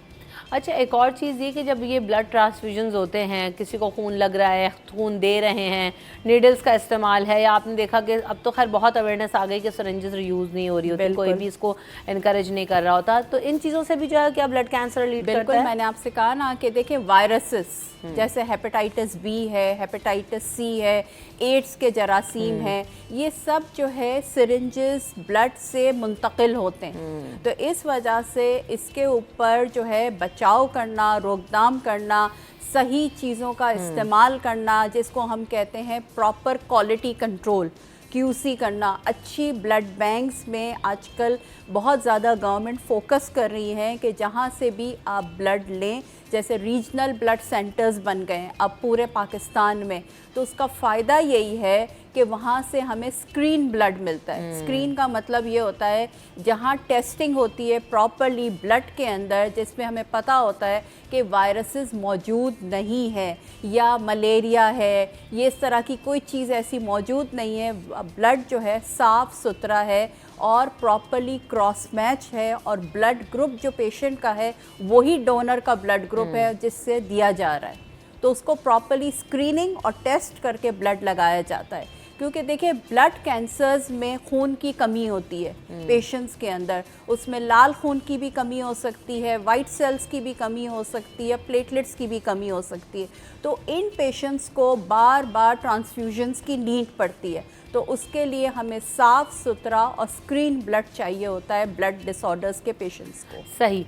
अर्ली जो है वो डायग्नोसिस के लिए क्या सिम्टम्स होते हैं कि इंसान को पता चल सके कि यार मुझे ये प्रॉब्लम हो रही है और शायद ब्लड कैंसर हो सकता है, या कोई उन सिम्टम्स से अगर गुजर सकता हो तो रब्ता करें। और एज फैक्टर का इसमें भी जो है वो हम इसको लेंगे। देखिए ब्लड कैंसर्स हर उम्र में हो सकता है, अच्छा, ठीक है, लेकिन कुछ चीज़ें ऐसी होती है पीक्स हमारी लाइफ में। जैसे बच्चों में 1 साल से लेके 10 साल के बच्चों में ब्लड कैंसर्स के रुझान ज़्यादा देखा गया है। इसी तरह जो एडल्ट्स में है उसमें हमने देखा है कि 50-60 इयर्स में ब्लड कैंसर्स का रुझान ज़्यादा है। लेकिन हमारी पॉपुलेशन में as compare to the world जो सारे कैंसर्स हैं वो अर्ली एज में देखे जाते हैं, ठीक है। उसमें मतलब ये है कि अगर बाहर के मुल्कों में 50-60 साल में कैंसर देखा जा रहा है टाइप, तो वो हमारे मुल्क में 30 से 40% के उसके एज रेंज में मिलता है हमें। ये बात आपकी सही है। कल ही मैंने इसको इस हवाले से देखा तो ये ब्लड कैंसर की जो रेंज आ रही थी ड्यूरिंग द वर्ल्ड वाइड, उसमें यही लिखा होता है कि 60 से 70 की जो एज है वो बहुत ज़्यादा इसमें क्रूशल और क्रॉनिकल होते हैं, कॉमन है। लेकिन हमारे यहाँ पे हमारे यहाँ लेकिन जल्दी कैंसर्स पाए जाते हैं, यानी 30 से 40 साल के लोगों में भी कैंसर होता है, ठीक है। उसके रीजंस यही है, जैसे हमने लाइफस्टाइल मॉडिफिकेशंस है, इन्वायरमेंट है हमारा बहुत ज़्यादा, हम अपनी सेहत का ख्याल नहीं रखते। देखिए अर्ली सिम्टम्स ये होते हैं कि अगर आपको कोई गुदूद नज़र आ रहे हैं, स्वेलिंग्स नज़र आ रही है, लम्स नज़र आ रहे हैं, ठीक है, और जो ठीक नहीं हो रहे, ठीक है, जैसे 1 महीना, हफ्ता, 10 दिन से हो रहे हैं, बार बार बुखार आ रहा है, वेट लॉस हो रहा है, वज़न की कमी हो रही है, कहीं से ब्लीडिंग हो रही है, कोई रैशेस हो रहे हैं, बाल गिर रहे हैं आपका रंग ख़राब हो रहा है, बहुत ज़्यादा लेथार्जिक वीकनेस हो रही है, तो आपको फौरी रुजू करना चाहिए अपने डॉक्टर से। और सिंपल ब्लड टेस्ट CBC जिसको हम कहते हैं, उससे हमें पता चल जाता है कि खुदा ना खास्ता ब्लड कैंसर्स की अलामात तो नहीं है। अगर उसमें हमें ऐसे इशारे नज़र आते हैं हीमेटोलॉजिस्ट के पास ब्लड डिसऑर्डर के, जब भी आप डॉक्टर से रुजू करेंगे तो फिर उसके बाद हम स्पेसिफिकली ब्लड कैंसर्स को डायग्नोस करने के लिए टेस्ट करते हैं, जिसको हम बोन मैरो बायोप्सी कहते हैं। और लोग उससे बहुत ज़्यादा डरते हैं। आज इस प्रोग्राम के तवस्सुत से मैं ये भी कहूँगी कि बोन मैरो बायोप्सी कोई ऐसा जानलेवा टेस्ट नहीं है। लोग समझते हैं कि हम ये टेस्ट करवाएंगे तो हमारा कैंसर फैल जाएगा, ये एक मिथ है और कुछ भी नहीं है। क्या होता है ये बोन मैरो बायोप्सी में? देखिए bone marrow biopsy procedure simple procedure है कि आपकी जो कूल्हे की हड्डी है, ठीक है, वहाँ पे हम सुन करते हैं, लोकल एनेस्थीसिया देकर वहाँ से ब्लड सैंपल निकालते हैं, क्योंकि हर हड्डी में खून नहीं बनता। इस वजह से हमें उस हड्डी से खून निकालना होता है जहाँ से खून बनता है, ठीक। और वो बेसिकली बड़ों के अंदर कूल्हे की हड्डी होती है। कमर की हड्डी को हम हाथ भी नहीं लगाते। लोग हमसे पूछते हैं कि ये क्या कमर से टेस्ट होगा? भाई कमर से हम कोई टेस्ट नहीं करते हैं, उसके कमर के पानी को हाथ भी नहीं लगाते। लोग समझते हैं कि शायद हम बोन मैरो का टेस्ट करेंगे तो लोग उसके बाद चल नहीं सकते, उसके बाद कहीं बैठ नहीं सकेंगे, खड़े नहीं हो सकेंगे। ऐसा कुछ नहीं है, ये वॉक इन प्रोसीजर है। वॉक इन प्रोसीजर का मतलब है कि प्रोसीजर में मुश्किल से 10 मिनट लगते हैं और पेशेंट आता है, हम उसके फॉर्म फिल करते हैं, उसकी डिटेल्स लेकर उसको लोकल एनेस्थीसिया लगा के ये सिंपल टेस्ट करते हैं और वो 10 से 15 मिनट में आराम से हो जाता है। उसके बाद वो वापस जा सकते हैं। अच्छा, अगर किसी शख्स में डायग्नोज हो जाता है तो उसका क्या है तरीका इलाज कि वो सारी ज़िंदगी ब्लड ट्रांसफ्यूज़ होता रहता है, या ये दवाओं से क्योरेबल है? किस तरह से जो है उसका इलाज हो? देखें, ऐसी कोई बात नहीं है कि सारी ज़िंदगी उसका इलाज चलता है, ऐसी बात नहीं है। देखें, मैंने अभी भी आपसे कहा कि ब्लड कैंसर जितना जल्दी डायग्नोस होगा, जितना ज़्यादा उसकी स्टेज कम होगी, वो क्योरेबल है, ठीक है। और हम जो बीमारियां, जैसे आम तौर पे आप कह दें लुकीमिया है हमारे यहाँ कॉमन है, लिम्फोमास कॉमन है, मल्टीपल माइलोमा कॉमन है, उसका इलाज कुछ महीनों या कुछ सालों में कंप्लीट हो जाता है। लेकिन उसके लिए ज़रूरी है जो हम दवाइयाँ यूज़ करें, कीमोथेरेपी उसको कहते हैं।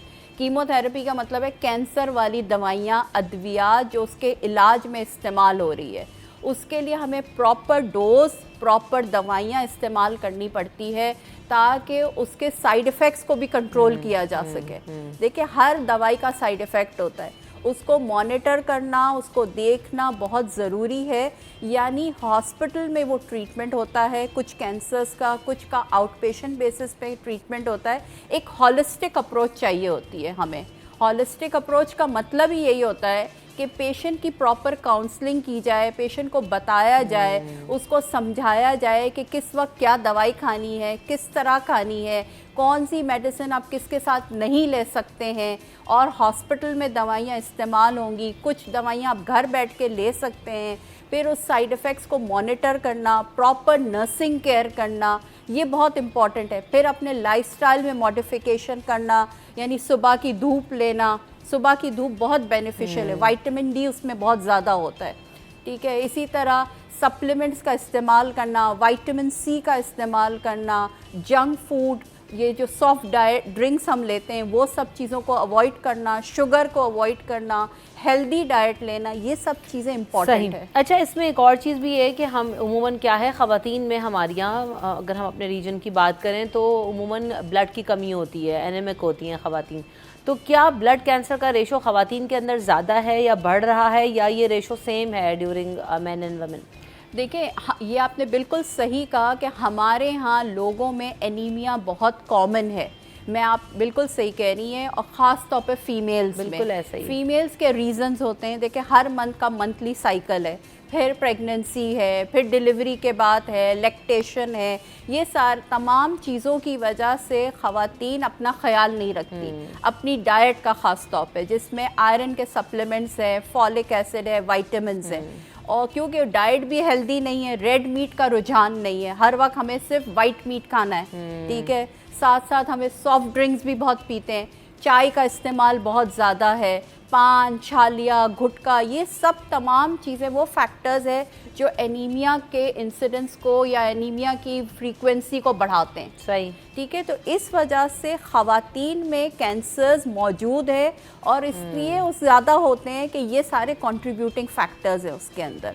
लेकिन हमारे यहाँ क्लिनिक्स में हमें मेल ज़्यादा देखने को मिलते हैं, इस वजह से कि वो आते ज़्यादा है। वो मसला अच्छा, या ये वजह है कि जी वो गुटखा और इन सब का इस्तेमाल ज़्यादा करें। स्मोकिंग का भी इसमें स्मोकिंग, बिल्कुल, स्मोकिंग भी आपको तो पता है कैंसर कॉज की वजह क्या है, वो क्यों नहीं आ रही भाई? मतलब इस वजह से कि देखिए, एक साइकोसोशल होता है, अपने आप को इतना ज़्यादा लेती नहीं है इम्पोर्टेंस। देखिए, मेल को अगर कुछ होगा तो ज़्यादा लोग जो है उसके ऊपर प्रेफरेंस होती है कि उसको जाके ज़रूर दिखाओ डॉक्टर को। लेकिन अगर बच्ची बीमार है, लड़कियां बीमार हैं और उसके साथ कोई इशू हो रहा है, तो वो घर की कोशिश करते हैं कि घर के टोटकों से और घर के इलाज से ही ठीक हो जाए। अच्छा, ख़वातीन की अपनी भी नेग्लिजेंस होती है ना, बिल्कुल, जी आज चले जाएंगे, कल चले जाएंगे, ऐसा हो जाएगा। अपना ख्याल खुद रखना चाहिए। आप ये ना डिपेंड करें कि कोई हमें लेके जाएगा डॉक्टर के पास, आप खुद जाएं अपने, बाकी काम भी तो हम खुद करते हैं ना अपने। हाँ, ये डिपेंडेंसी वाला तो एटीट्यूड है, ये हमारे अच्छा सोसाइटी में है। ये बहुत आपने एक बड़ा रीज़न दिया है कि हम बहुत सारी बीमारियों को ना पाल लेती हैं ख़वातीन, कि जी तब जाएंगे जब वर्स्ट कंडीशन हो जाएगी। हम इंतज़ार कर रहे होते हैं, बहुत अरसे तक सह रहे होते हैं कि अच्छा वो ले जाएगा तो उसके साथ चलेंगे। तो डिपेंडेंसी जो है ना, वो भी एक बड़ी इसमें अल्लाह ताला ने बीमारियाँ पाल लेती हैं। बिल्कुल, अल्लाह ताला ने हमें शऊर दिया है, अब हमने इल्म हासिल किया है, तो हमें वो इल्म अपने ऊपर भी अप्लाई करना चाहिए। जहाँ हम दूसरों का भला कर रहे हैं तो अपना भी तो साथ भला करें ना, अपनी भी अवेयरनेस करें, अपने साथ भी लोगों को देखें, और अपना ख्याल रखेंगे तो अपने बच्चों का ख्याल रख सकते हैं ना। सीधी सी बात है, बिल्कुल सही बात है। तो डॉक्टर साहब यकीनन बहुत सारी चीज़ें आपने बताई हैं, लेकिन फिर भी अगर जैसे किसी को ब्लड कैंसर है और वो फर्स्ट स्टेज में, सेकंड स्टेज में तो आपने कहा क्योरेबल है, और ज़्यादा क्रॉनिक भी हो थर्ड एंड फोर्थ स्टेज में तो क्या होता है, वो फिर क्योरेबल नहीं होता या क्या? देखिए क्योरेबल है, क्योंकि कैंसर की अद्वियात में अब इतनी तरक्की हो गई है, अब इतनी अच्छी दवाइयाँ मौजूद है और पाकिस्तान में बन रही हैं। ऐसा नहीं है कि पाकिस्तान में वो इलाज मुमकिन नहीं है। जिस तरह दुनिया भर में दवाइयाँ मिलती हैं, पाकिस्तान में भी अवेलेबल है वो दवाइयाँ।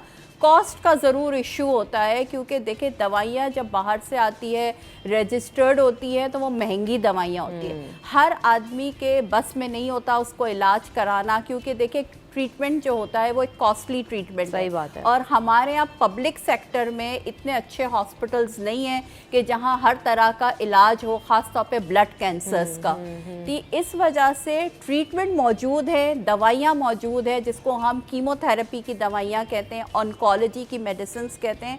कॉस्ट इसका इशू है, गवर्नमेंट को चाहिए कि इसकी कॉस्ट को कम करे, ठीक है, रजिस्टर्ड दवाइयों को यूज़ करें ताकि उसका ज़्यादा से ज़्यादा फ़ायदा हो और इलाज मुमकिन है। स्टेज 3 हो, 4 हो या 1 हो या 2 हो, कैंसर का इलाज मुमकिन है आज की दवाइयों से। सही। जाते जाते ये ज़रूर जानना चाहूँगी कि हमने ब्रेस्ट कैंसर कैंपेन्स देखी हैं, बहुत ज़्यादा जो है ना उस हवाले से अवेयरनेस फैलाई गई और ख़वातीन को अभी चीज़ समझ में भी आई कि हमें जी कहाँ पर किस तक मोहतात रहना है। इसी हवाले से हमने एक अरसा देखा कि एड्स की कैंपेन रही, पोलियो कैंपेन्स रही। आप क्या समझती हैं कि मुख्तलिफ जिस तरह से कैंसर्स में इजाफा हो रहा है, ब्लड कैंसर्स हो गए, लिवर कैंसर्स हो गए and so on, mouth cancers में अभी हमने पिछले दिनों बात की, तो आप क्या समझती हैं कि हुकूमती सतह पर और एज प्रोफेसर या एफिलिएशंस टू द हॉस्पिटल्स किस हद तक अवेयरनेस फैलाने की ज़रूरत है ताकि आम लोगों तक इसकी जो है मालूमात पहुँचे? देखिए अवेयरनेस की तो मेरे ख्याल से हर वक्त ज़रूरत पड़ती है, क्योंकि देखिए दिन ब दिन चीज़ों में तरक्की होती जा रही है, नई नई चीज़ें आती जा रही हैं। तो आपके तवज्जुह से, सोशल मीडिया से ये बहुत ज़्यादा देखें, जहां हम दूसरी चीज़ों को प्रमोट करते हैं, सेहत को भी प्रमोट करना चाहिए, ठीक है। और जितना आप अर्ली डायग्नोसिस करेंगे, प्रिवेंशन करेंगे, उसका हर चीज़ का इलाज मुमकिन है। सही। इलाज होने के बाद दोबारा तो नहीं होता ब्लड कैंसर? हो सकता है, बिल्कुल हो सकता है। इसीलिए हम कहते हैं ओपीडीज में फॉलोअप करें। ये नहीं कि आपने इलाज ख़त्म किया उसके बाद आपका और आपके डॉक्टर का कोई ताल्लुक नहीं है, ऐसा नहीं होता।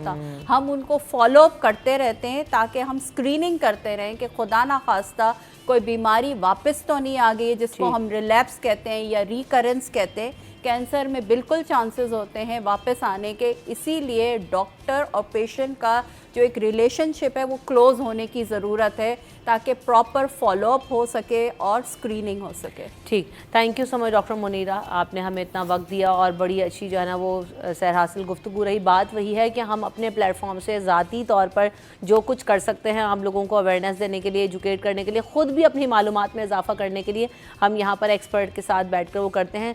इसको अपनी ज़िंदगियों में शामिल ज़रूर किया कीजिए, सीखा कीजिए ताकि आप अपनी ज़िंदगी, अपने घर वालों की ज़िंदगी को बेहतर बना सकें। डॉक्टर मुनीरा, आपने वक्त दिया, आपका एक बार फिर शुक्रिया। हम यहाँ पे वक्फे की तरफ बढ़ेंगे, वक्फे के बाद हाजिर होंगे।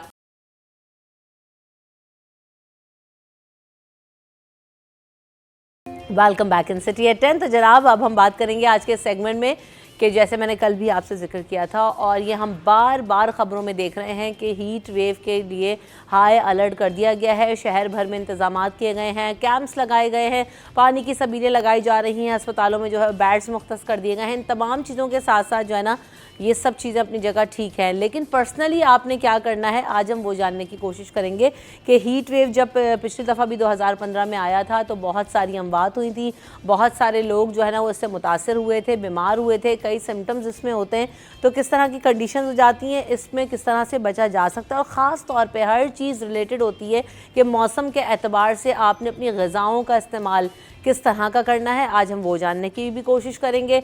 डाइट में क्या बेहतरी लेकर आएँ, किस तरह की चीज़ों का इस्तेमाल करें वो भी जानेंगे। और फिर ये कि अपने घरों में किस तरह की चीज़ें एहतियात कर सकते हैं। हर घर में एसी मौजूद नहीं है, जहाँ पर एसी है, अभी हम स्टार्टिंग में सेगमेंट में बात कर रहे थे कि उसके रिमोट को हाथ लगाने से भी अब डर लगता है कि बिजली का बिल हिल कहाँ पहुँच जाएगा।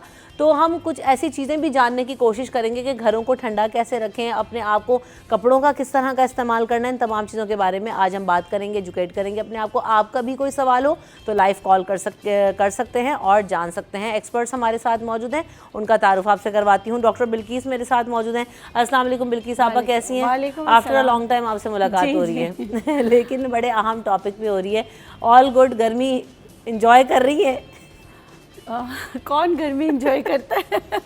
बाहर से आने वाले बेचारे खुश होते हैं, कनाडा वाले कहते हैं यार तुम्हारी यहाँ बड़ी अच्छी गर्मी होती है तो वो उनको नसीब ने, वही वाली बात है ना, जिसको जो चीज़ की कमी है। बिल्कुल सही कह रही है। वैसे मैं खुद भी ठंडे एरिया की हूँ ना, चित्राल हमारे यहाँ पर अभी भी टेम्परेचर जो है ना 5-6 इस तरह चल रहा होता है, तो लेकिन फिर भी मुझे गर्मियाँ अच्छी नहीं लगती। मुझे भी, मैं अब बिल्कुल आपके साथ, हालांकि मैं गर्मियों में ही यहाँ कराची में ही पैदा हुई सब कुछ, लेकिन मुझे भी गर्मियाँ बिल्कुल सूट नहीं करती। साथ साथ वजिया भी हमारे साथ मौजूद हैं, वजिया न्यूट्रिशनिस्ट हैं, उनको भी वेलकम करते हैं शो में। वजिया आप कैसी हैं? अस्सलाम वालेकुम। अल्लाह का शुक्र। वालेकुम अस्सलाम। आपका रीजन ऑफ बर्थ क्या है? कराची। कराची में गर्मियाँ पसंद है, सर्दियाँ पसंद है? गर्मी सर्दियाँ ऑब्वियसली, सबको सर्दियाँ भी सर्दियाँ। देखिए ऐसी नहीं आती हैं कराची में, अब तो आती हैं, अब नहीं बस कह सकते, अब ऐसी अच्छी कभी सर्दी आ हो जाती हैं तो बस आ जाती हैं, फिर उसके बाद वही रहता है।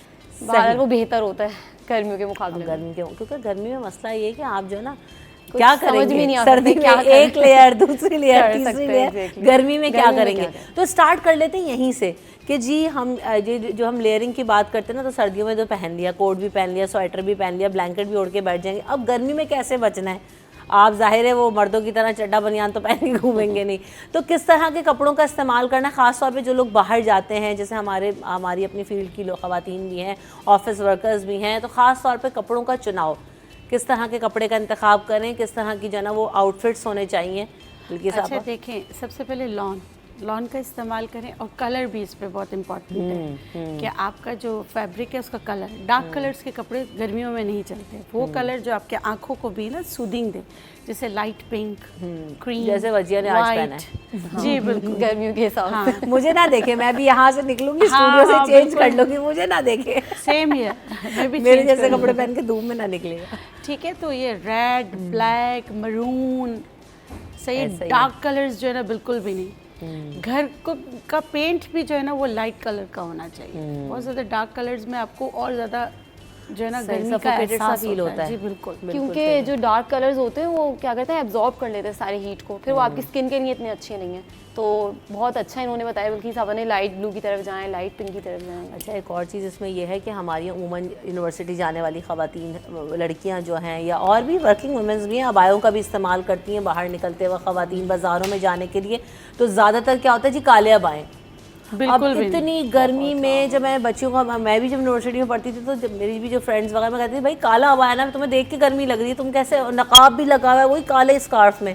तो अभी तो खैर काफ़ी ज़्यादा चेंज आ गया, हम देख रहे होते हैं बड़े पेस्टल कलर्स के स्कार्फ वगैरह ख़वातीन लेने लगी हैं, लड़कियां ले लेंगी। तो अच्छा, तो उसमें भी आप लाइट कलर्स का इंतखाब करें, बड़े अच्छे अच्छे अब तो अबाए और सब चीज़ें फैब्रिक भी बहुत इम्पोर्टेंट है। फैब्रिक बहुत इम्पोर्टेंट है कि आप सिल्क नहीं इस्तेमाल करें, उसमें आपके क्रॉस वेंटिलेशन होती ही नहीं ना, हवा पास। जॉर्जेट का जो कपड़ा होता है अबाए में, वो भी कुछ जॉर्जेट जो होते हैं वो एक लाइट आता है। हाँ, वो सही होते हैं, लेकिन कुछ जो होते हैं उसमें तो हवा का रुख, हवा मतलब आपको हवा लगती ही नहीं है, तो उससे जो है ना इज्तनाब करना चाहिए, वो आपको बिल्कुल भी नहीं पहनना चाहिए। और बच्चों को भी इसी तरह से? जी बिल्कुल, बच्चों को भी, छोटे बच्चों को जी हम पूरा उसमें लेयरिंग कर रहे होते हैं कि नहीं, छोटे बच्चे जी बिल्कुल लपेट सपेट के भी, इतनी गर्मी में भी हमने चादरों में बांधा हो, जो बिल्कुल न्यू बॉर्न होते हैं। तो डॉक्टर्स अब एडवाइस नहीं करते कि इतनी गर्मी में आप उनको इस तरह से करें? बिल्कुल भी नहीं, इस तरह नहीं। अगर देखिए एक बात बताऊँ, जैसे मैं पठान फैमिली से बिलोंग करती हूँ, तो हमारे यहाँ जो न्यू बॉर्न बेबी होता है ना उसको लपेटते हैं, लेकिन उसकी जो चादर होती है वो बहुत लाइट मलमल की होती है, जिससे उसको सुकून मिले, वो सोए, वो एक अलग चीज़ है। अब यहाँ पे चलो गर्मी तो है, मज़ेदार बात है कि लाइट भी नहीं है, पानी भी नहीं।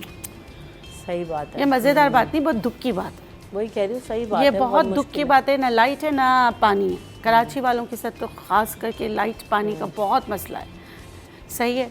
तो इस वजह से भी ना बहुत सारे गर्मी के, जैसे गर्मी दाने हो जाएं तो नहाएंगे तो गर्मी दाने नहीं होंगे। अच्छा, इसके अलावा फिर आप अपना ग़िज़ा भी चेंज करें।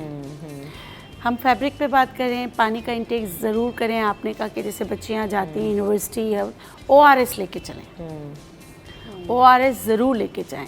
देखिए नेचुरल ORS भी है, आपका नारियल का पानी हर कोई अफोर्ड नहीं कर सकता, फालसे हैं वो भी नेचुरल ORS ही है, लेकिन मैं फिर भी कहूँ कुछ भी नहीं ना तो नींबू, नमक, चीनी जो बनता है बहुत ज़रूरी वो भी नहीं है तो बना बनाए पैकेट मिलते हैं ORS के, वो आपने सिर्फ थ्रू आउट द डे, जो अभी एग्ज़ाम्स हो रहे हैं, जा रहे हैं, तो उसका इस्तेमाल लाजमी करें। बिल्कुल ऐसा ही है। ये वाटर रिटेंशन अगर बॉडी से हो जाए, क्योंकि हीट वेव में क्या है सबसे ज़्यादा जी उसका एक बहुत बड़ा मेन सिम्टम वजह है कि डिहाइड्रेशन हो जाती है और ड्राइनेस होती है। तो इसको जैसे अभी आपने बताया कि नींबू पानी वगैरह का इस्तेमाल कर, अभी तरबूज आ रहा है और कौन कौन सी चीज़ों का इस्तेमाल कर सकते हैं? देखिए मसला सारा यही है, हमारे यहाँ मुझसे भी बहुत से क्वेश्चन होते हैं हम पानी कितना पिए, जनरली लोग यही पूछ रहे होते हैं। हाँ बिल्कुल। तो हमें इस अवेयरनेस को देना बहुत ज़्यादा ज़रूरी है कि जो डिहाइड्रेशन हो रही है सिर्फ वाटर लॉस नहीं हो रहा आपकी बॉडी से, नमकियात की भी कमी हो रही है, आपके इलेक्ट्रोलाइट्स की कमी हो रही है, और जिसकी वजह से बुखार हो सकता है, ड्राइनेस हो सकती है। और हम लोग हल क्या करते हैं, और हमारे बच्चे भी खासतौर पर यूनिवर्सिटी और कॉलेज की बात करूंगी कि वो पे एनर्जी ड्रिंक्स लेने लगते हैं, कार्बोनेटेड सोडा। अब वो मजीद क्या कर रहा होता है, क्योंकि उसमें शुगर इंटेक बहुत ज़्यादा है, उससे फिर फ्रीक्वेंट यूरिनेशन होती है, जिससे आपके जो ऑलरेडी मौजूद नमकियात हैं वो भी ज़ाया हो गए, क्योंकि एनर्जी ड्रिंक्स क्या कर रही हैं, सिर्फ आपकी शुगर ही तो स्पाइक कर रही हैं। अच्छा, और एनर्जी ड्रिंक्स के साथ साथ ये क्या हो रहा है, ये जो स्टूडेंट्स हैं खास तौर पे जी वो डब्बे वाले जूस पी लेते हैं, यार जूस पी लो एनर्जी आ जाएगी, तो वो जो डब्बे वाला जूस है फ्रक्टोज वही शुगर है, उसमें भी बहुत हाई इंटेक, क्योंकि फलों को 4 से 5 फल, और ये तो खैर जो ये डब्बों में ले रहे हैं ये तो रियल फ्रूट्स भी नहीं है, ये तो सीधा आप शुगर इंटेक कर रहे हैं, सिर्फ जैसे सिरप्स उसके ले रहे हैं, हाई शुगर इंटेक है जो कि वो ही करेगी, स्पाइक करेगी आपकी ब्लड में शुगर को, और फिर बहुत ज़्यादा यूरिनेशन होगी, और ये सारे जो ऑलरेडी मौजूद है आपके अंदर है नमकियात और इलेक्ट्रोलाइट्स वो भी ज़ाया हो जाएंगे। सही है। कॉलर है हमारे साथ, उनको भी शामिल करते हैं। अस्सलाम वालेकुम। वालेकुम अस्सलाम, रमशा कैसी हैं आप? अल्हम्दुलिल्लाह। याहया आप कैसे हैं? वही बात है कि पहले तो तमाम दोनों मेहमानों को सलाम हो, हमारी बिल्किस आप सदा हमेशा जवान है और जवान रहे माशाल्लाह से, और इनसे बहुत कुछ सीखते हैं। अच्छा, क्योंकि रमशा वाकई आपका जो मैंने जुमला पकड़ा है ना, वो पकड़ा ये है कि आपने कहा ना रिमोट हाथ लगाते ही डर लगता है, तो मैंने तो अपने बच्चों को वार्निंग दे दी है भाई कि जो इसी से चलाएगा, मैं तो आदि नहीं हूँ, वो खुद दिल भरेगा, तो आप सब डर के मारे इसे नहीं चला रहे। बहुत मुश्किल। अब मसला ये है कि देखिए बात है कि जाहिर बात है हम असल में बहुत सहल पसंद भी हो गए ना, एसी के हम आदी हो गए, तो जाहिर है अब जो लोग ऑफिस में काम करते हैं, मेरा बेटा ऑफिस में एसी में सारा दिन बैठा रहता है, तो उसको ज्यादा फील होता है कि वो भाई घर आके उसको प्रॉब्लम होती है। लेकिन मेरी नजर में जो सबसे बड़ी खराबी हम हो रही है ना, जो हम बाहर घूमने वाले लोग हैं, तो वहाँ ना बाहर ये गर्मी की वजह से लड़ाई झगड़े बहुत हो जाते हैं, आदमी अपने दिमाग को कूल डाउन नहीं रखता। सही बात। तो एक तो बिल्कुल साहब से इन दोनों सवाल है कि अपने दिमाग को कूल डाउन करने के लिए आपको क्या करना चाहिए, जो ये सेल्फ कंट्रोल है ना कि गर्मी में पर लूज कर जाते हैं सेल्फ कंट्रोल। क्वेश्चन बस मेरा यही सवाल है। Thank you so much. Thank you याया, बड़ा अच्छा और बड़ा जो है ना वो बुनियादी सवाल है, इस तरफ मेरा दिमाग नहीं गया था कि जब आगे दिमाग वाकई गर्मी से आप घर जा रहे होते हैं ना, तो मेरा भी भेजा घूमा होता है गर्मी से जाके कि यार अभी इतनी गर्मी में ज़रा सब्र करो, कोई इस नज़र की बातें ना हो, पहले मुझे ठंडा हो, तो वाकई बिल्कुल दिमाग घूम रहा होता है। 3-4 चीज़ें बहुत ज़रूरी हैं, जैसे अपने दिमाग को काम रखने के लिए, तो गर्मी होती है, ऊपर से हालात, ठीक है, आप सड़कों पे भी निकलते हो तो आपको ऐसा था कि मोबाइल लेके मैं घर पहुंचूंगा या पहुंचूंगी या नहीं पहुंचूंगी, स्ट्रेस, एंजाइटी, इन सब से बचने के लिए कैमोमाइल टी बहुत ज़बरदस्त है, गुले बाबूना की चाय, वो आपके असाब के लिए बहुत अच्छी है और बहुत आसानी से हर जगह मिल जाती है। लेकिन जैसे मेरी बेटी ने बताया जिसके सिंथेटिक चीज़ें नहीं करो, आप रियल फ्लावर्स लो, कैमोमाइल टी बनाएं। ये नहीं कहूँगी कि आप गर्म पिएं, ठंडा करें, हमें उसके इफ़ेक्ट्स चाहिए ना। आप कोल्ड टी भी पी सकते हैं, है ना, मशरूब बना के उसको पिएं। आप 2 से 3 गुलाब वो क्या नाम है कैमोमाइल फ्लावर्स ले लें, उस पर खौलता गर्म पानी डालें 1 कप के लिए, चाहें तो इसको आप मिश्री डाल सकते हैं, लेकिन गुड़ जो है ना वो आपको गर्मी का एहसास ज़्यादा देगा, ठीक है। तो आप मिश्री इसमें ऐड कर सकते हैं अगर मीठा करना हो। इसकी इतनी प्यारी खुशबू होती है। ये वाला कहवा पिएं। और वाटर रिटेन करने के लिए मुलेठी बहुत अच्छी होती है। अच्छा, जहाँ पे सहराई लोग जो होते हैं, जो ड्राई डेजर्ट वाले होते हैं, वो क्या करते हैं, मटके में अगेन मिश्री डालना हो या थोड़ा सा गुड़ का टुकड़ा या पूरे पानी में 1 टीस्पून मुलेठी का पाउडर डाल के रख लेते हैं। सही। और पूरा दिन वो पानी पीते रहते हैं। हाँ, अलबत्ता देखिए जिनका ब्लड प्रेशर हाई होता है तो मुलेठी उनके लिए नहीं है, मगर 1 टीस्पून पूरे अगर आप घड़े में डाल रहे हैं 16 लीटर पानी में, तो इतना उसका इफ़ेक्ट आपको मिलेगा। उसका जो साइड इफ़ेक्ट है, बाज़ अगर ये ट्रिगर करता है बीपी को हाई करने में, वो नहीं मिलेगा, क्योंकि मिकदार तादाद आप देखो कितना आप कम कर रहे हो। फिर संदल की लकड़ी भी पहले के ज़माने में डाल देते थे उसी में। फिर आप जो पानी पी रहे हैं, तो मैं आपको घर में बहुत अच्छा सा बता देती हूँ कि आप किस तरह अपना पानी बनाएं कि उसको आपको फरहत बख्श लगे, एकदम ठंडक का एहसास हो।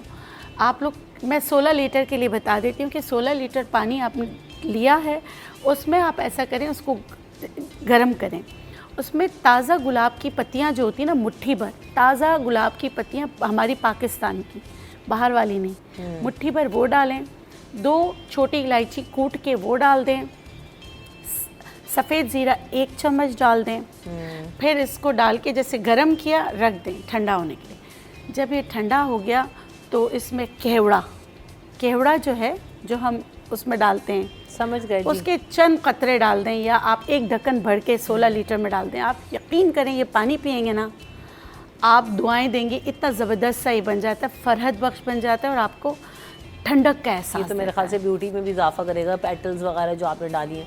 अच्छा, दूसरी चीज़ ये भी है कि हम अच्छा, पहले मैं ब्रेक लेती हूँ, ब्रेक के बाद आके सवाल करूँगा जैसे।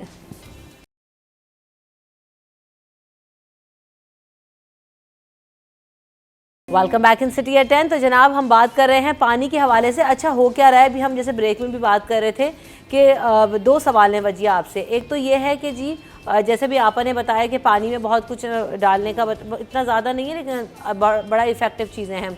एक और चीज़ हमें जो पता है जी, खीरा डालें, लेमन डालें, पुदीना डाल लें, और वो पानी आप जो है वो सारा दिन इस्तेमाल कर सकते हैं। उसको डिटॉक्स वाटर भी कहते हैं। तो वो क्या डिटॉक्स करने के साथ साथ, वज़न कम करने के साथ साथ, ऐसा तो नहीं है कि जो है ना आपका पानी का लेवल भी कम हो जाता है, या इस हीट वेव के वक्त में आप उसको इस तरह से भी यूज़ कर सकते हैं? भाई, डिटॉक्स वाटर का तो मैं यहाँ पे कह दूँ कि वेट लॉसेस को ना मिलाएं तो अच्छा है, क्योंकि उम्मूमन तो यही तासुर है कहते हैं। मगर डिटॉक्स की जो जितनी भी चीज़ें ना हमारी बॉडी के अंदर मौजूद है, जो पूरे दिन हमारी डिटॉक्सिफिकेशन हो रही है, इसलिए हमें ऊपर से कुछ लेने की ज़रूरत नहीं ठीक है। मगर इसको ले लें, बहुत अच्छा है, ठंडक देता है, जैसे आपने बताया खीरा और ये सब। उसके अलावा बहुत इजी यहाँ पे एक चीज़ बताऊंगी उन बच्चों के लिए जो यूनिवर्सिटी कॉलेज जाते हैं। जैसे इन्होंने बताया, वो तो घर में मौजूद है ना, आपने बना के रख लिया, वो पूरे दिन फैमिली के लिए, सबके लिए बेस्ट है। मगर वो लोग जो बाहर निकल रहे हैं, वो सिंपल कोशिश करें प्लास्टिक की बोतल ना हो, ग्लास की बनी हुई हो। इस चीज़ को ज़्यादा से ज़्यादा अवेयरनेस भी इसकी करें, क्योंकि प्लास्टिक जब आप धूप में लेके चलते हैं ना, तो फिर उसके पानी के अंदर शामिल हो रही होती है। तो कोशिश ये करें कि आपकी बोतल जो है वो ग्लास की बनी हुई हो, उसमें आपको सिर्फ 1 टेबलस्पून जो है वो सौंफ डाल दीजिए। बस उस पूरे दिन उसका पानी पीते जाएं, भले आपने 1 लीटर में बनाया है या छोटी बोतल,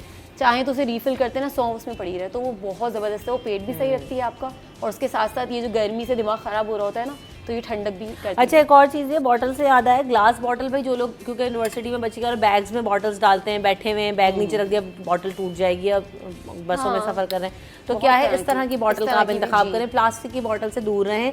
आपको थोड़ी सी एक दफ़ा जो है ना, वो आपको लगेगा कि बहुत एक्सपेंसिव बॉटल है ये है, लेकिन इसमें क्या है, लंबा चलती है, इसको टूट जाए, फूट जाए, नीचे हो जाए, गिर जाए, कुछ भी नहीं होता है, इसको इफेक्टिव है। और दूसरी बात ये कि आप प्लास्टिक की बॉटल हर 2-3 महीने बाद आप उसको चेंज करेंगे, वो गंदी हो जाएगी, फिर नहीं लेंगे, कंटिमिनेशन नहीं होती ना, हाँ, उसमें इसको आप वॉश करें, अंदर स्टेनलेस स्टील है, हीट एब्जॉर्ब ब्लैक कलर के बैग्स हैं बच्चियों के, उसी बच्चों के उसी में लगी है। दूसरी चीज़ इसमें क्या है, पानी आप रात को डालें, सुबह तक भी मेरा पानी इसमें ठंडा रहता है, और जो है ना गर्म अगर मैं डालूं तो गर्म रहता है। तो ये बहुत इफेक्टिव है। आपके अच्छी इन्वेस्टमेंट जिसको हम कहते हैं ना, ये अच्छी बॉटल में इन्वेस्ट करें, खास तौर पे वो बच्चे बच्चियां, ऑफिस जाने वाले लोग जो बाहर धूप में सफ़र करते हैं, तो उनके लिए तो ये बॉटल्स बेस्ट हैं। ये हीट वेव के लिए तो सबसे बड़ी टिप है।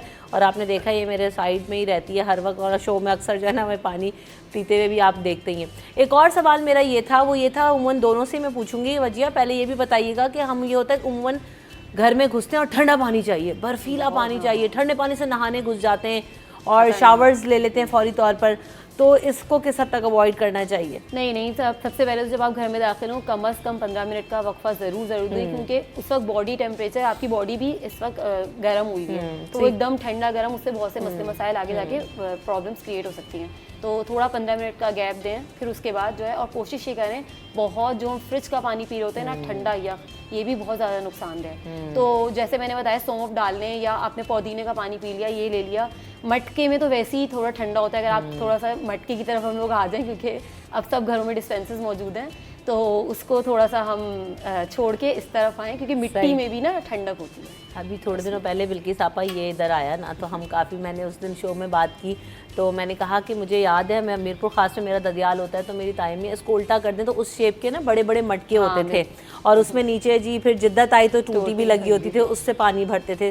वो सारा टाइम बॉयल वाटर होता था, कोई डिस्पेंसर, कोई ये 16 लीटर की बोतलों का उस वक्त चक्कर नहीं था, तो पानी बॉयल होता था और इसमें डाल दिया जाता था रोज़ाना की बुनियाद पर, और भरते रहते थे इसको। तो ये जो मट्टी के गड्ढे की अफादियत है, या सुराही जिसको हम कहते हैं, या मटका, इसकी कितनी जो है ना वो इफेक्टिविटी है। और दूसरा सवाल आपसे भी मुझे पूछना है, जो बर्फीला पानी हमें चाहिए और तस्कीन भी नहीं हो रही होती, क्या करें हम गर्म पानी से? अच्छा देखिए, आप ठंडा पानी पियेंगे ना तो बार बार पियेंगे, हाँ ऐसा ही है। ठीक है। गर्म पानी जो है ना आपकी प्यास को बुझाता है, ठंडा पानी आपकी प्यास को बढ़ाता है। दूसरी बात है, जैसे अगर बच्चे भी ज़्यादा पानी पिएंगे फिर आप नहीं, फिर वाटर रिटेन हो जाएगा ना, फिर और बीमारी हो जाएंगी। हर चीज़ एतदाल से होती है ना। अच्छा, दूसरी चीज़ जो आप एकदम से कहीं बाहर से घर में आते हैं, आप टेम्परेचर का ख्याल नहीं करते, आपको फालिज हो सकता है, लकवा हो सकता है, रूम टेम्परेचर उस तरह ठंडा गर्म होने से ये सारी चीज़ें हो सकती है। मैं आपको आसानी से बताती हूँ। जब हम तवे पे रोटी बना लेते हैं, उसके बाद उस पर पानी के छींटे डालते हैं तो उसका क्या हाल होता है, सही एवोपरेट फ़ौरन हो जाता है। तो आप अपनी सेहत के साथ ना खेलें। यहाँ तक कि जब आप नहाने जाएं तो कमरे का एसी बंद कर दें। आपका वॉशरूम का और आपके बेडरूम का दोनों का टेम्परेचर सेम होना चाहिए। बहुत सारे लोग अक्सर कहते हैं ना, नहा के निकले और लकवा हो गया, एकदम हवा लगती है ना, सही बात। तो इन चीज़ों से बचना चाहिए, क्योंकि फिर एक बहुत बड़े लेंदी इलाज में आप चले जाते हैं। ठीक। अच्छा, और मटकों में और सुराही में रखने की क्या इफेक्टिविटी देखिए, है? ऑक्सीजनेटेड होता है ये ऑक्सीजन, क्योंकि आप इसको अच्छी तरह धोते हो, ऑक्सीजन आ रहा होता है, जा रहा होता है, ऑक्सीजनेटेड वाटर आपको मिल रहा होता है, जो आपको बहुत सारी बीमारियों से बचाता है। तो और आप ये देखोगे कि जब आप सुराही में पानी रखोगे, कोई भी चीज़, गंदगी जो भी चीज़ होगी, अगर उबला हुआ पानी भी रखा है वो नीचे बैठ जाती है। तो सुराही में या मिट्टी के बर्तन में, हम बने ही मिट्टी से और जाना भी मिट्टी में, तो आपने मिट्टी का जो बर्तन है उसको अच्छी तरह साफ़ करना है। जैसे आप अपनी सफाई करते हैं, ऐसे इसकी भी सफाई करो। मट्टी के हांडियों में बनी हुई जो है ना चीज़ें, जैसे दाल वगैरह आप उसमें बनाए, सब्जी बनाए, तो उसका टेस्ट भी अलग होता है, जायका ही डिफरेंट अलग टेस्ट होता आता है। है। अच्छा, एक और चीज़ ये है कि साथ साथ हमें ये भी जानना है कि घरों को ठंडा कैसे रखना है, क्योंकि हो क्या रहा है कि बिजली इतनी ज़्यादा महंगी हो चुकी है और नायाब भी है। 3-3 घंटे लोड शेडिंग हो रही है, दोपहर में भी, रात में भी, सुबह में भी, लोग बहुत आजिज़ आ चुके हैं। तो ऐसे में क्या इक़दाम करने चाहिए कि हमारे घर भी ठंडे रहें, हम खुद भी रिलैक्स फील करें? आप बताइए, मैं हाँ, बताऊँ? वजिया भी थोड़ा ऐड कर लें और फिर बिल्कि साहब। अच्छा देखिए, पर्दे, अच्छा आपका एक तो पेंट और जो मटेरियल जिससे आपका घर बना हुआ होता है ना, वो इम्पोर्टेंट है। तो जब हम जाते हैं पंजाब की तरफ तो रेड ब्रिक्स होती है, उसका क्या मतलब है? वो आपको सर्दियों में गर्म रखती है घर को और गर्मियों में ठंडक का एहसास देती है। तो जिस मटेरियल से आपका कंस्ट्रक्शन हुई है वो सबसे ज़्यादा इम्पॉर्टेंट है। अब जब कंस्ट्रक्शन हो गई, आप आ गए रहने के लिए, तो आप लिविंग में क्या चेंजेस कर सकते हैं? कारपेट सबसे पहले हटा दें, ठीक है? आपको कारपेट हटा देना चाहिए। जो आपके पर्दे अगर मोटे, क्रॉस वेंटिलेशन नहीं हो रही है जिस घर में, तो उस घर में बीमारियां आती हैं। सही। तो उसको जो है ना सही करें। और पहले के ज़माने में जूट के पर्दे होते थे, खस के पर्दे होते थे ना, चटाई वाले, चेक्स भी डालते चेक्स थे, होते थे, और अब उनका दोबारा फैशन आ गया है। अब इंसान जो है बहुत ज़्यादा जो है ना रिसर्चेस में रह के वो जान चुका है कि उसको बैक टू नेचर जाना है, वो इन्हीं चीज़ों में आ गया है। तो ये सारी चीज़ें, और बहुत सारा फर्नीचर, डार्क कलर्स, ये सारी चीज़ें नहीं रखें। जितना फर्नीचर कम होगा, जितना आपका घर कुशादा होगा, उतना ही आपको अच्छा लगेगा। अच्छा, एक और बेसिक सी चीज़ मुझे ये पूछनी है। मैंने अक्सर उमूमन लोगों को ये प्रैक्टिस करते हुए देखा है, बहुत गर्मी है और दोपहर में या रात में जब लाइट गई हुई है सोने के लिए, अब अपने के क्या करें, बच्चों को भी सुलाना है, तो जी गीली गीली चादरें करते हैं, दुपट्टे गीले किए और जो है ना वो ओढ़ते हैं, और ठंडा ठंडा वो पंखा या जो भी हवा में भी अगर लेटे हैं तो उसको करते हैं कि आ जाए। तो वो भी किसी हद तक नुकसानदेह होता है बॉडी के लिए, या नहीं होता बिल्कुल साहब? नहीं, हो सकता है कि अगर आप दायमी नज़ला ज़ुकाम खांसी का शिकार हो तो आपको नुकसान पहुँचे, क्योंकि बॉडी टेम्परेचर भी जो है ना मेंटेन रखना चाहिए। बजाय आप खुद जो है ना आप इस तरह के चादर गीला करके लें। कुछ लोग अपने पाँव को भी पानी में डालते हैं, चलो वो तो सही है। आप पंखे हैं ना, उसके आगे जूट वगैरह को गीला करके लगा दें, उधर से जो हवा आएगी ना वो ठंडी आएगी। उसी पे तो देखिए सारे उसी मेथड को फॉलो करके ही तो कितनी चीजें बनी है। अब वो कूलर्स भी बन रहे हैं इस तरह के ना, जो इसका पीछे वो लगा होता है और आगे से ठंडी हवा आ खस रही लगा होती है। होता है या ये सारी चीजें लगी होती है, वो भी यही वही ना? है, हाँ, सही वही बात है। है। चलें ठीक है, हम इसमें मजीद भी बात करेंगे, आप भी कॉल कर सकते हैं, लेकिन हम यहाँ पे ब्रेक की तरफ बढ़ेंगे, ब्रेक के बाद।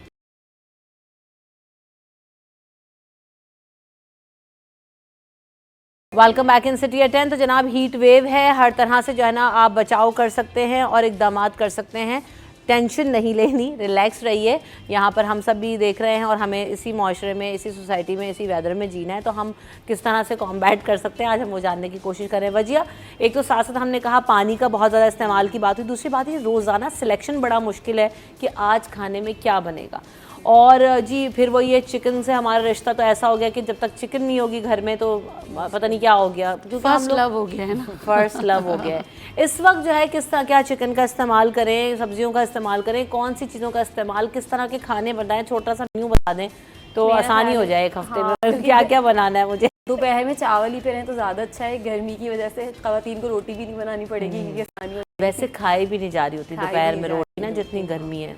अब ऑप्शन यही है कि जो इस वक्त सीजन की सब्जी है जो मौजूद है उसमें वाटर कंटेंट भी अच्छा होता है, जैसे लौकी आई हुई है, रई आई हुई है, खीरा आप सैलेड में इस्तेमाल कर सकते हैं अच्छे वाटर कंटेंट के साथ। ये भी आपको मिल रहा है इसके साथ साथ जब आप ये ले रहे हैं। और इसके अलावा सैलेड्स के साथ जो भी खाना बने उसे सैलेड के साथ में। और गोश्त का इस्तेमाल तो वैसे भी कम करना चाहिए, ना गर्मी देखें ना सर्दी देखें, उसका कम ही करें तो बेहतर है। हफ्ते में 2 से 3 दफ़ा से ज़्यादा ना करें तो बेहतर है, कोई सा भी गोश्त हो, ठीक है, तो वो तो उसका वैसे भी कम करना चाहिए। उसके अलावा फ्रूट्स को डेली बेसिस पे लें और तरबूज सबसे बेस्ट है, उसमें सारे न्यूट्रिएंट्स भी मौजूद हैं और ये इसका तोड़ है, ये जो डिहाइड्रेशन और ये सारे मसले मसाइल हैं। तो तरबूज का तो अगर डेली भी आप इस्तेमाल कर सकते हैं, सुबह नाश्ते में आप तरबूज का इस्तेमाल कर सकते हैं। और जो भी फल अच्छा, तरबूज के लिए उमूमन हमारे मुल्क में ये तासुर है, बाहर मैंने देखा है कि बहुत ज़्यादा पॉपुलर है तरबूज, सुबह नाश्ते में खाते हैं। तो मेरे भी मलेशिया जाने का इत्तेफाक हो, मैंने उनको जब सुबह मैंने कहा हमारे यहाँ तो कहते हैं, अम्मी ने शुरू से कहा कि खाली पेट तरबूज नहीं खाना, तो क्यों मना करते हैं हमारे, क्या ऐसा कुछ है या नहीं है? चाहिए, मेरे तो घर में वहाँ तो सब तरबूज खा रहे होते थे।